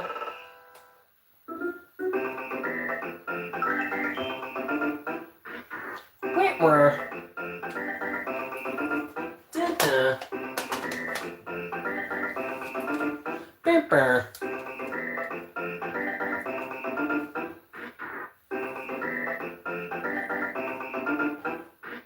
What's up, Forge? What up, Forge? Yeah, that one video with freaking that one about like you know, you did the animation for it, and it's got the white dude fighting the black dude. I can't remember the name of the video. It's a black man's world, we just built it. Dun, dun. That one, oh, it's so good. It's a black man's world, we just built it. So good. Go check it out on Forge Lloyd's channel, whatever the name is. What's it called? Iron Fist. Yeah, that one. Iron Fist, dude. Check out Iron Fist on Forge Lloyd's channel. Hype it up. Share it around, dude. So good. That video he made, sick, dude. Sick video. Sick video. Oh, come on. Back. Don't smash me. Ah, that was close. I took a risk there. That was risky. Oh. We're ahead. We're very far ahead though. Like, we are whooping some tookish here, but it's like, I think it's on like easy mode or something. I don't know. It feels very easy. I just kind of wanted to do something, nothing too crazy for the stream, you know? Trying to keep it simple. Well, there's Toad again. He's always the one I lap. People be telling me to pick Toad, but I'm always lapping him. I don't know. I don't know about Toad. I'm always lapping that fool. Blah, blah, blah. Bam.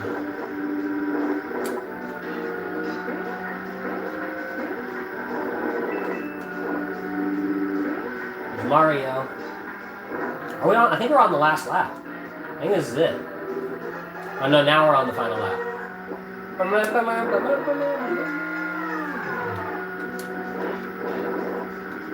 that air, I don't know.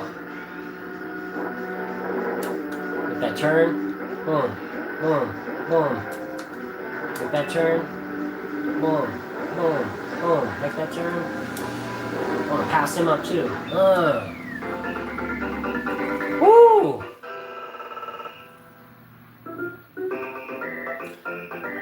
You know what?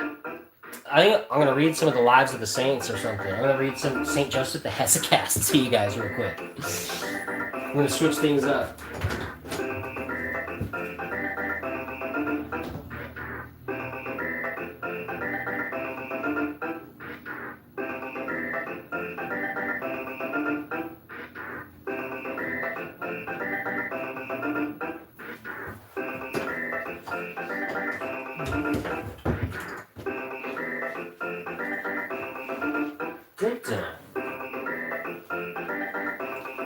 One second, guys.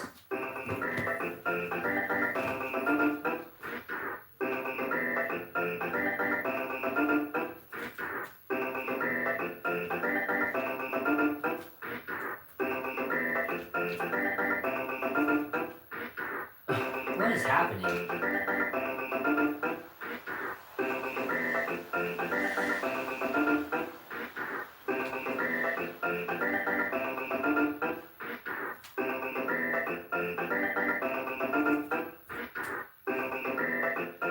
Dang it. Whatever. All right. I guess we can leave this on. It's kind of a cool background screen. I kind of like that. But we'll turn the music off so we can get into this book here. Monastic Wisdom, the letters of Elder, did you say Elder Joseph? It's Saint Joseph. It's Saint Joseph the Hesychast. This was before he was canonized as a saint. Him and Saint Paisios were canonized more recently. And they're very similar saints to me. They're very similar, but different, but similar. Saint Joseph the Hesychast and Saint Paisios of Mount Athos. Saint Paisios the Athonite. So yeah, let's see what we got here. I haven't read this in a while. It's been a while. We're on the 54th letter. And it starts out with a little segment stating, living in the wilderness has its own struggles. Tell me about it. Whereas living in the world has many other different kinds of struggles. Hey, this might be the perfect letter to be reading right now. You yourself know from experience that wherever we may be, my son, we need much patience. Living in the wilderness has its own struggles, whereas living in the world has many other different kinds of struggles. So be brave, and since you have chosen this burden, bear it with fear of God. And believe me, my child, I shall forcibly gather my strength, weakened and deadened from the toils, to entreat God that you suffer no harm from the foolish plots of the enemies of our faith. Give me 1 second, please.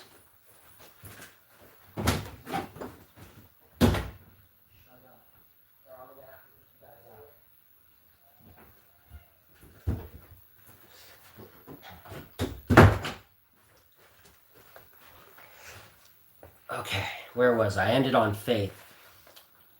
However, if it is written from above that you will undergo some trial for the benefit of your soul, I shall beseech God to grant you patience and bravery of soul. Do not fear. The Masons are devising many plans. People like to call me a truther. Like, have you read the Lives of the Saints? Have you read the Lives of the Saints? Saint Joseph the Hesychast is apparently a truther. He's calling out the Freemasons. It's like, have you guys read the Lives of the? Have you want to call me a conspiracy theorist? This and that, like, bro. There's no conspiracy. This is what's happening. This is what's been happening. We're gonna run that back. Do not fear. The Masons. You want to see it? You want to read it? Want to read it for yourself? Read it. Do not fear. The Masons are devising many plans and want to do many things. Erica Kirk.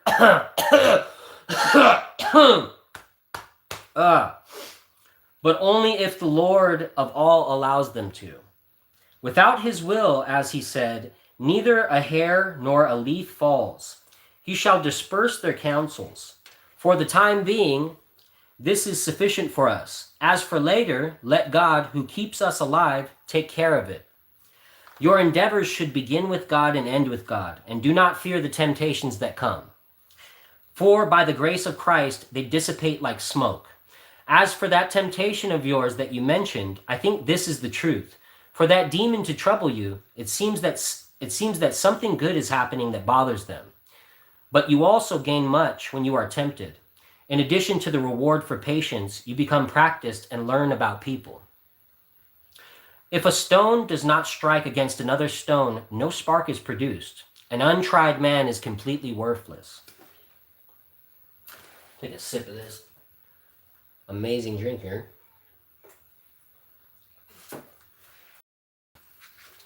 You learned much when you were here, and now you are learning much there. But be prudent from now on and walk with caution, understanding what the will of the Lord is, because the days are evil. Learn to redeem the time and the circumstances. The temptation you will have now will pass, but another one will come, because the enemy never rests. Didn't you see what he said to God when he asked him about Job? It is the same for all of us. The temptation comes in accordance with one's stature, and you must endure in order to emerge victorious. Christ, who sets the contest, allows temptations for this reason, so that we may gain victories against the enemy, be purged from passions, and be perfected. Greetings, everyone who's here. Thanks for showing up. I appreciate you all being here. So struggle and be patient. Do not grow weary. Do not turn back. When you see that you are exhausted, make a trip here and rest.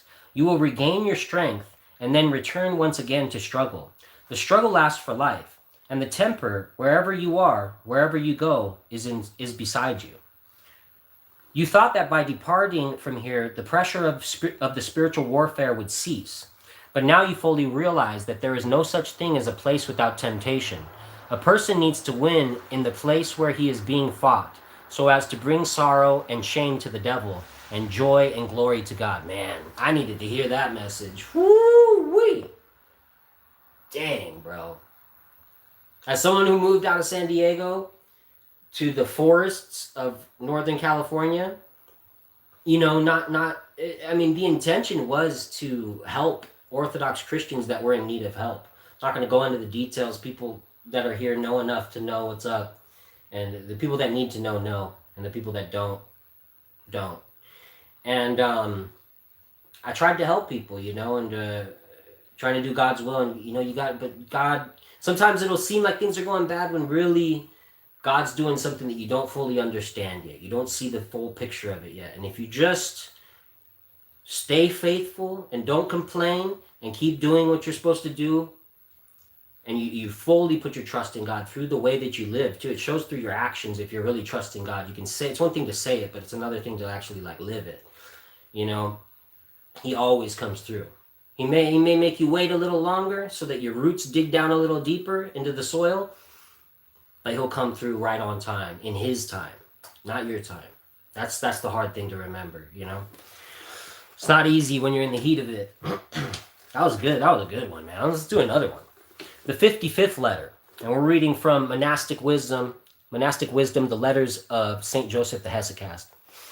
Really cool book. I really like this. This is one of my favorites. The hardcover is beautiful. Great book.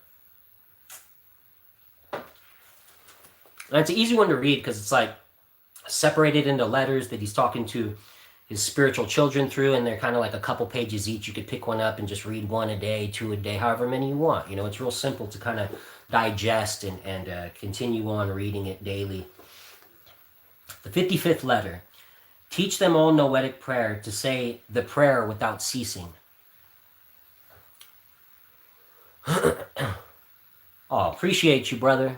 Anybody who's sending donations, thank you so much. We really appreciate that, man. That's really cool because we don't get donations on this channel very often, and when we do, it means a lot to us, man. So God bless you. God bless your family. Anybody who's donating, we really thank you so much. And if you can't donate, don't worry about it. Just have fun and just be here, man. We appreciate your presence and you taking the time to hang out here with us a little bit.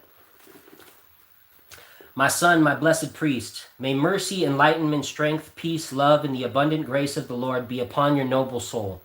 May the Lord our God send you a good angel to direct your steps in the way of peace, according to his holy will. My truly beloved son, who won my love with your noble blessing, with your noble feelings, may your fiery soul be graced with brilliant splendor. May the holy protection of our sweetest queen, which we just celebrated, the Feast of the Protection of the Theotokos. Yeah, it's kind of interesting. Every time I pick up this book, I swear, dude, it's like God's talking directly through it. It's so weird. I'm happy you guys are here to experience it with me because it gets a little weird when I'm on my own. But God's providence, man, it's just ever flowing out ever since I've been moving forward in my spiritual life in the Orthodox Church. It's just all around me, just signs everywhere. It's crazy. It's wild, man. Maybe I see things differently than other people, but man, it's like it's all around us. If you have eyes to see, it really is. Our sweetest queen, the pure virgin in Theotokos, cover you like Moses, along with all of your children, as the divine Andrew, the fool for Christ, saw in Constantinople. May our sweet Jesus make your noose and heart shine with his holy zeal, with his holy seal, pardon me, not zeal, as well as ever God-pleasing work of yours, so that the enemy will not find anything at all to plunder. At his second coming, may he reward and bless and crown every single one of your good deeds done with love. May he enrich all your children through his rich endowment and heavenly grace, and may they become fragrant flowers of paradise, so that you will see them in that day and rejoice. I too rejoice, seeing all of you as flowers with the sweet smell of good works. I, who am empty of every good. This is my happiness and joy and wealth in my poverty, my great boast, that I am a father of a good son and a grandfather of many children. Thus, through your spiritual works, the Father is glorified, the Son rejoices, and the Holy Spirit exults. My enormous gratitude for everything ascends to the seventh heaven. That's interesting. And my prayers above bear witness to this. Please send me the names of those in your synodia, so that I may pray for them at least once. Teach them all to pray noetically, to say the prayer without ceasing. Lord Jesus Christ, have mercy on me. In the beginning with the lips and the noose. Later with the noose and the heart. He's dropping gems in here. He's telling you how to pray noetically. And they will quickly find the path of life, the door of paradise, or rather, the prayer itself, when said with desire, will become like a paradise within them. Prayer of the heart is not susceptible to delusion unless one is passionate and already deluded. With prayer of the heart, as soon as the noose enters the heart, immediately its darkness is cleared and straightway it becomes peaceful and calm. It rejoices, is sweetened, rests, and is cleansed. It rejoices and becomes like a small child free from passions. Bodily members, which used to tempt him, become peaceful and humble, just like the hand, the nose, and the rest of the members of the body. Therefore, whoever wants to, let him taste this honey, and it will become a fountain of joy and happiness within him. And it will become a fountain of joy and happiness within him, unless one is cunning, hypocritical, envious, miserly, sensual, vainglorious, or in general passionate, and wants to say the prayer while voluntarily remaining with his passions, unrepentant, incorrigible.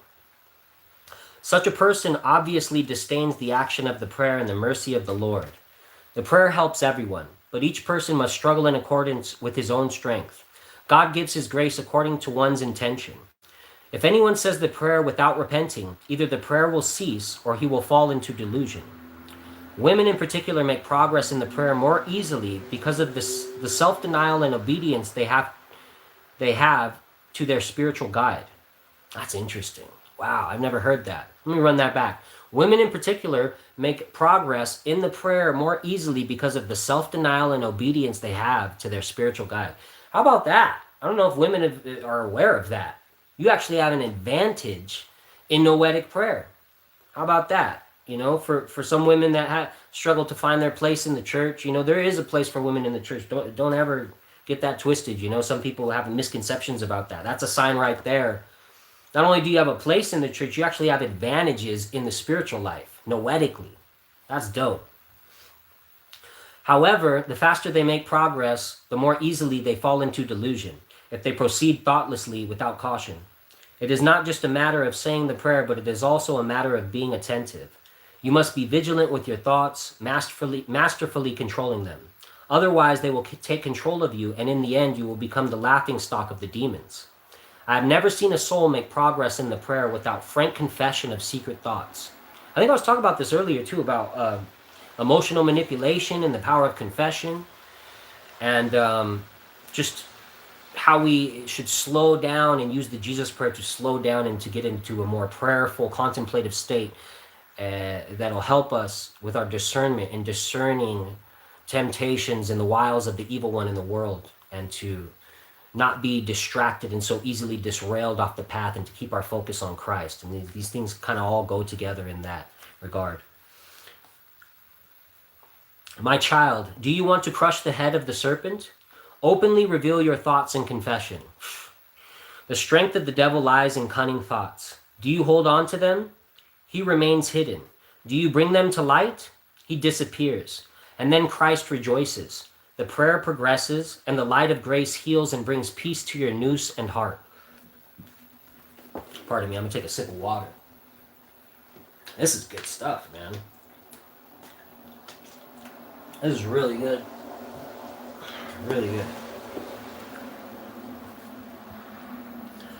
So my priest, that lady you wrote about is a holy soul, but see to it that you explain to her the things I shall write here, so that she will be careful. For the enemy does not sleep. He hates man and contrives everything to deceive him. Since she suffers such a martyrdom from her husband, God comforts her with those consolations in various visions. But she should not consider such things to be the main power of the soul, because the evil one intervenes and quickly changes things. The main power of prayer and the entire appetitive power of the soul lies in the cleansing of the heart by means of noetic prayer. What does the Lord say? Blessed are the pure in heart, for they shall see God. He does not say, blessed are those who see visions and revelations. So one should not rejoice in these things, even if they are from God. But one should rejoice when one sees that the noose has found the heart and remains inside of it. So good. Then the entire body is at peace. The soul is calmed, the heart leaps, and the noose illuminates its powers, and tears run like a stream. The evil one is able to transform everything, but these things that we are talking about now, he could not imitate. Nevertheless, when she sees something, she should not tell anyone about it, except her elder and spiritual father, no one else. These things are happening now because she is suffering and has great simplicity and fear of God. But these things do not last until the end. The evil one changes them when he finds a way. Later, they lead to delusion. Therefore, much caution and humility are needed. She must think of herself as a worm of the earth and accept as true only whatever her spiritual father tells her. Because if she starts accepting them, in a little while, her thoughts will become sick, and she will end up accepting all demonic and silly things as true and sent from God. What happens after that? A person becomes the mock of the demons. They fool him with writings and visions, with dreams and revelations, with symbols and numbers, with oracles and a heap of superstitions. May God protect her from this kind of change. Therefore, my priest, see to it that your reverence always humbles her, lest her thoughts change and she becomes proud. Now, as for that brother who prays, see to it that you guide him correctly with what we are saying now, that he corrects his spiritual ailment. Other monks here have suffered the same thing.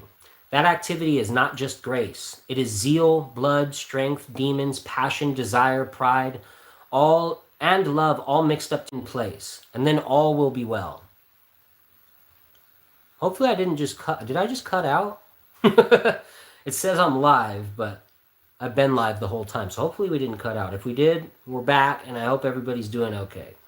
First of all, he needs a strict fast to thin his blood, to humble his heart, which is full of indecent sensuality. He must also undertake other struggles at night to help prayer. Then he must be attentive to his noose, that it does not go below the heart, below the belly. Man, that's interesting. It's like, trying to keep the mind from going into these lower... I don't even know how I can explain this to you guys without, scandalizing certain people. Man, it's kind of new age. There's frequencies how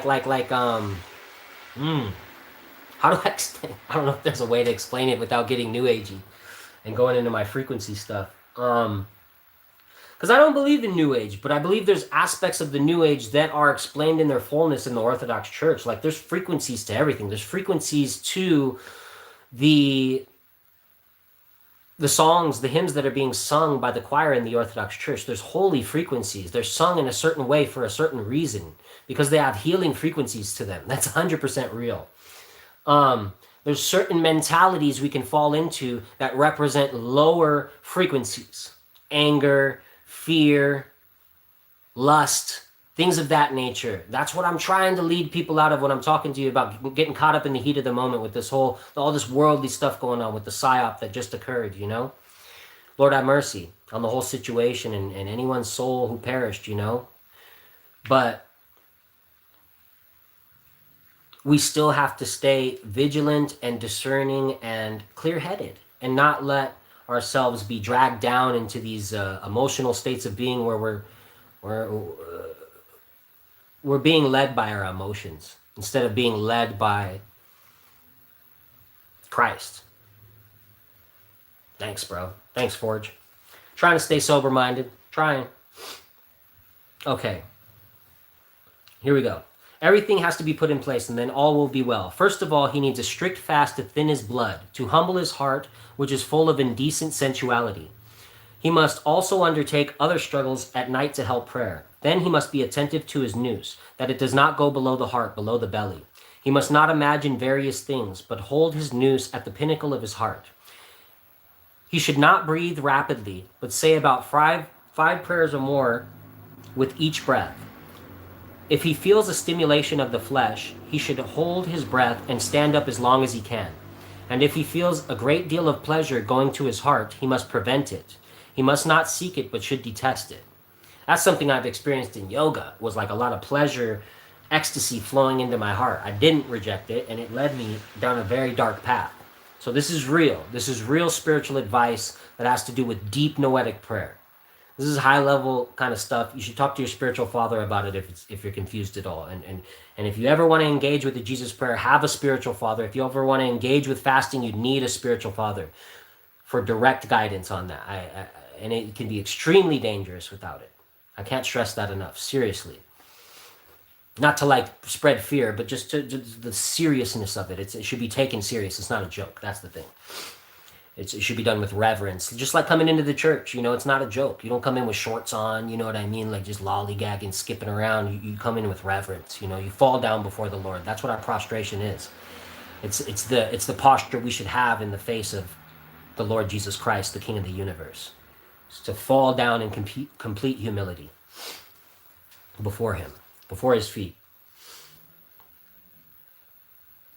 When grace comes, all the schemes of the evil one cease, for it abolishes them. It comes like a gentle breeze. Yeah, that's the Holy Spirit, like a gentle breeze. For real. Like a subtle, fragrant zephyr, which deadens the flesh and raises the soul. It enlightens our noose. And in the end, when it comes, grace itself teaches a person. Read my letter to your synodia, so that they may learn humility.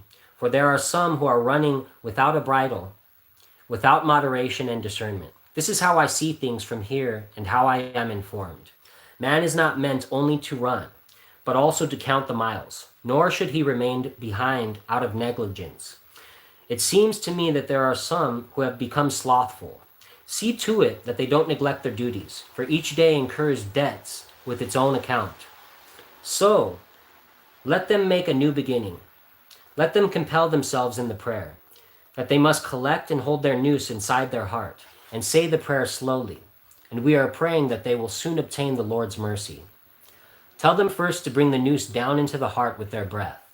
Next, the breath along with the prayer goes in and out, while the noose remains within. It must be held violently. It must not be allowed to leave. And once it stays there, then it is like two mad lovers who meet each other after many years. Love, joy, and heavenly delight. But there is a great deal of hard work and sweat in the beginning. There's a little picture of St. Nicodemus the Hagiorite here at the end of that letter. Man, that's powerful. I think we got to stop there with the reading because that's just a lot to take in. And if you keep going from there, it's like, man, what next? And you never know what you're going to get with this book. Every time I pick it up, man, it's just like my mind's blown, honestly. That was some powerful information there. I think we're going to do another video game for a little bit, and then we might wrap it up. We'll see where it goes. I don't know. Pop on a little F-Zero. Cool retro racing game for the Super Nintendo. Very cool colors, and I like the look of it and the vibe of it a lot. I think it'll add a nice visual aspect to the stream here. Yeah, right? F-Zero's dope, isn't it? Forge knows what's up. Forge knows what's up, dude. Heck yeah. I'm gonna turn that up a bit. I'm gonna use the restroom. I'll be right back, folks.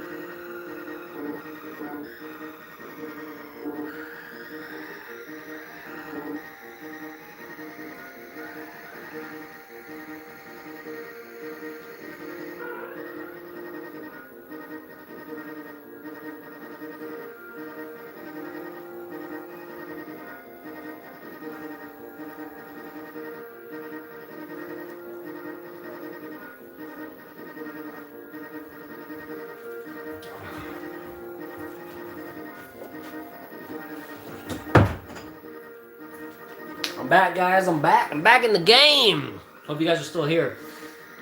Okay. But yeah.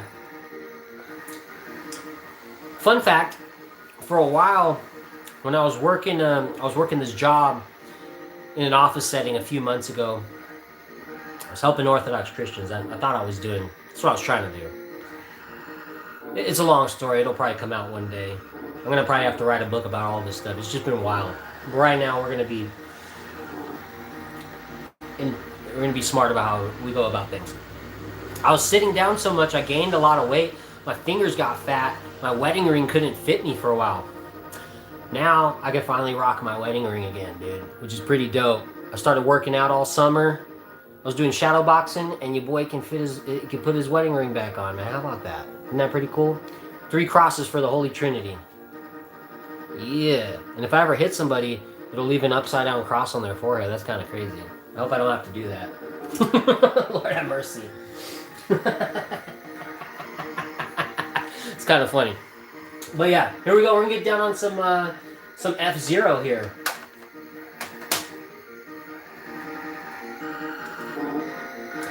Yeah, me and Tony are working on the Neo-Byzantium album right now. It's man, we got the first track done, pretty much. Just wait till you guys. I mean, I don't know when it's gonna drop. There's no deadline on anything. You guys might get a preview. I don't know, at some point. Who knows? Who knows? I'm just stoked to be making some rad music. Oh no, yeah. I just sent him the 16, my verse for the first track. My verse, dude, I go ham on it, dude. Best verse I've ever written. Best verse I've ever written in my life. I'm almost 40, and I'm over here making the best music well, it's like it took me a long time to develop to where I was like kind of satisfied with the music I was making. I've been making hip hop for a long time, just kind of messing around, freestyling with friends, this and that. I recorded some music a long time ago. I didn't like it. It was with a bunch of gangsters over some crappy beats, Fruit Loop beats. Just wasn't good. And I always wanted to do it right. It's been on my bucket list. I always wanted to make like one hip hop album before I die, just like a fire hip hop album. And now that I'm Orthodox, I've been wanting to make an Orthodox themed hip hop album. And here we are, dude. Neo-Byzantium. And it's coming, dude. And I have a feeling it's going to be like a movement. It feels like a movement. It feels like a movement, dude. Neo-Byzantium feels like a whole thing. So just be ready. Because it's going to come in hot. We're going to drop kick the game, dude. I'm telling you, dude. I'm trying to warn people. It's going to be so fire. There we go, dude.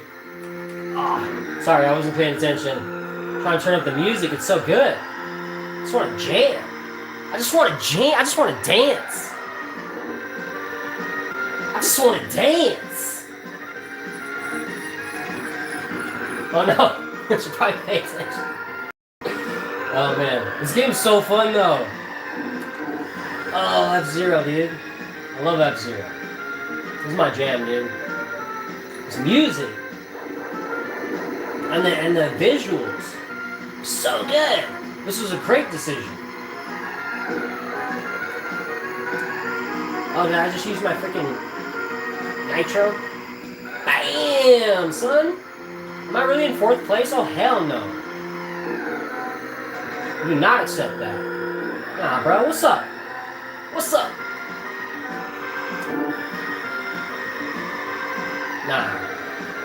Nah, we ain't playing. We ain't going out like that. We ain't going out like that, son. We ain't going out like that. Oh, snap. Rank 3. What's up? What's up? Boom! Hit him on the straightaway. You guys ain't ready. We're coming. We're coming for your neck. We're coming for your neck. Bam, dude. What's up? Coming for that #1 spot. We're coming for that #1 spot. Here we go. Oh, snap. Watch out. Out of the way. Get out of here. Get out of here. Oh, no. Get out of here, bro. I told you to get out of here.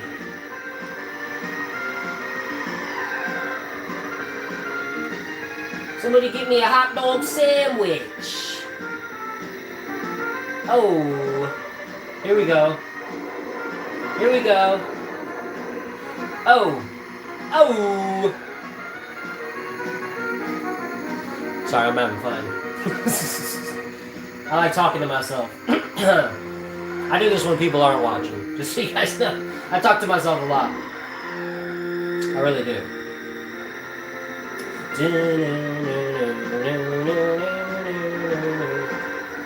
I'm one of my favorite people to talk to. I'll take that. First place, baby! First place, dude. It's so good. It's so good. Found this at the thrift store recently, Bobby's World, dude. This thing is sick. Look at that. Bobby's World toy, dude. He's got the cap on. Just cruising, bro. Just cruising. Just cruising. What? Just Bobby's World, bro. Alright. I might even play hacky sack for you guys. Maybe not, because I suck at it. Oh. What? Let's go. Maybe I'll do yo-yo tricks for you guys. We'll do yo-yo tricks, homie. Oh, this stage is pretty sick, isn't it? Oh, I'm not paying attention though. I gotta pay attention. I'm trying to watch the chat and play at the same time. This is a problem. Here we go. Come on. That music is fire. What's up? Get out of my way, dog.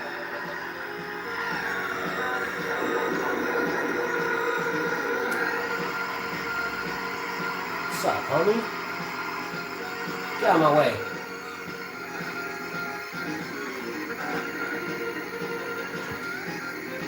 locked in. We're locked in. We're locked in right now. Oh, oh, oh. Get him, Maddie.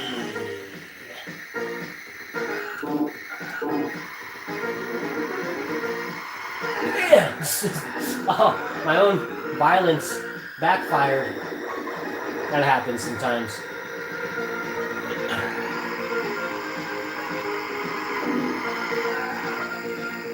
Boom.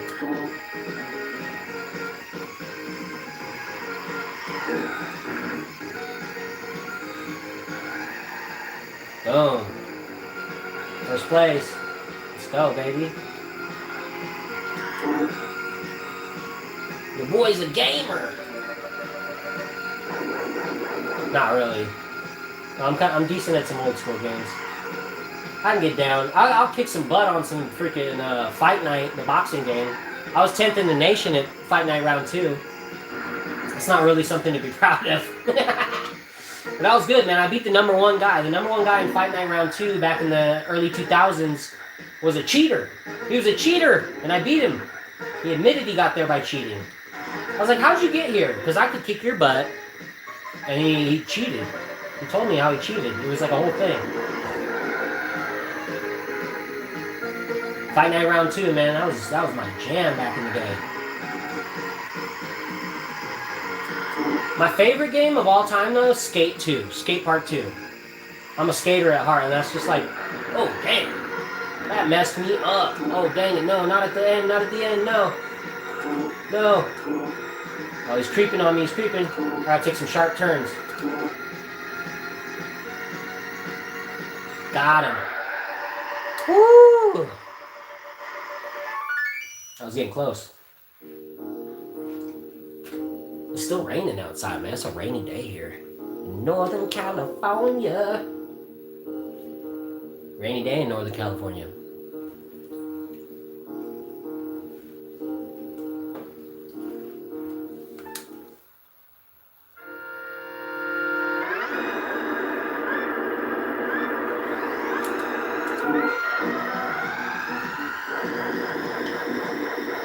Boom. Let's get him, son. I don't have enough yet. I don't have enough nitro yet. Ah, watch out. Oh, we gotta make this sharp turn. Ah, get away. Get away from me. Get away.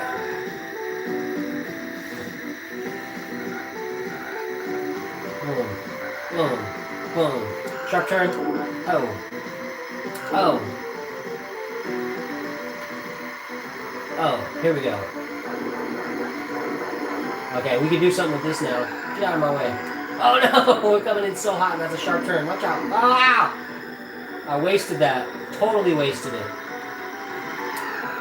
Come on. Oh, we're taking some damage. What's the brake button? Oh, is that an extra turn? Okay. Here we go. That'll help on those Sharpies.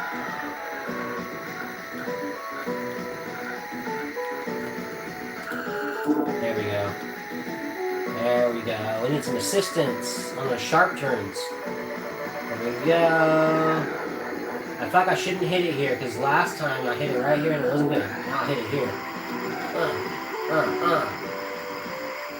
And now we gotta hit this. Oh gosh. Lord of mercy. Are we on the final lap? Ah, get away from me.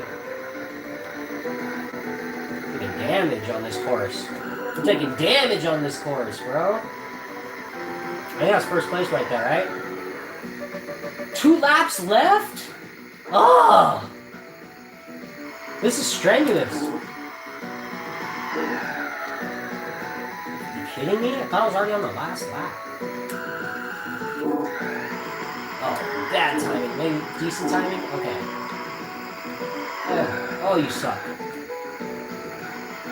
Get away from me. Ah, no. That was bad. That was very bad. It took a lot of steam out of me. No. Okay, come on. Let's lock in. Final lap. Let's lock in. Oh, there we go. A little rejuvenation. I should not have pressed that there. It's okay. We got it. We got it. We gotta make the sharp turn though. There we go. There we go. There we go. That's what we're looking for. I'm on fire right now. Get away from me. Oh, no, you did not. No, you did not. No, you did not. Just pass me up at the last second. No, you did not. Oh, son. You see how I got did right there? Oh, man. I didn't even know he was creeping on me like that, dude. That's how life is, bro. That's how the evil one is. Creeping like a lion, dude. Catch you slipping.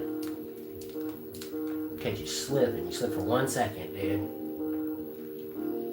Waiting like a lion to just pounce. Oh, man.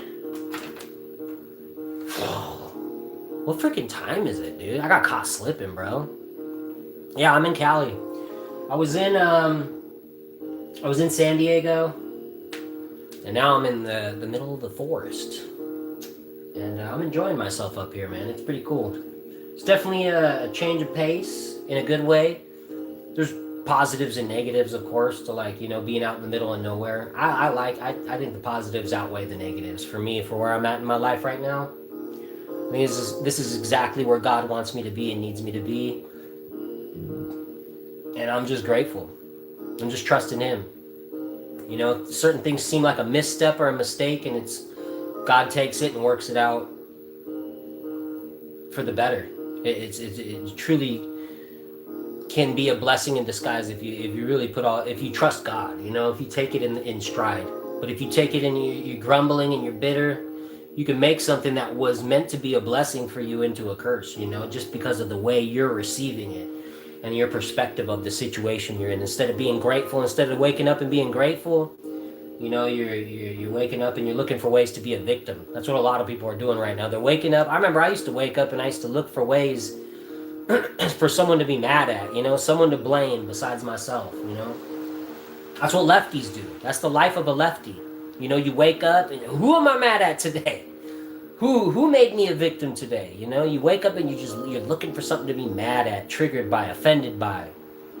It's not a way to live, man. It's not a healthy way to live for anybody. Nobody's happy like that, man. And if you're living like that, man, I invite you to wake up tomorrow and just take a minute and write down 5 things you're grateful for. And then go on with your day from there. And see if it hits a little different. But the wifey's back. I think the kids are getting a little restless. They're playing with they got people. Everything's all good, but I think I gotta go check on the fam bam. I think it's about time to wrap it up. This is the longest live stream I've ever done. We're going about 2 hours and 17 minutes. That's kind of long for me. I want to start trying to do these more often and get more comfortable just kind of in the awkwardness of the silence and just, you know, I used to get up here and I used to think I have to be like, I have to monologue the whole time and and it's impossible to do that.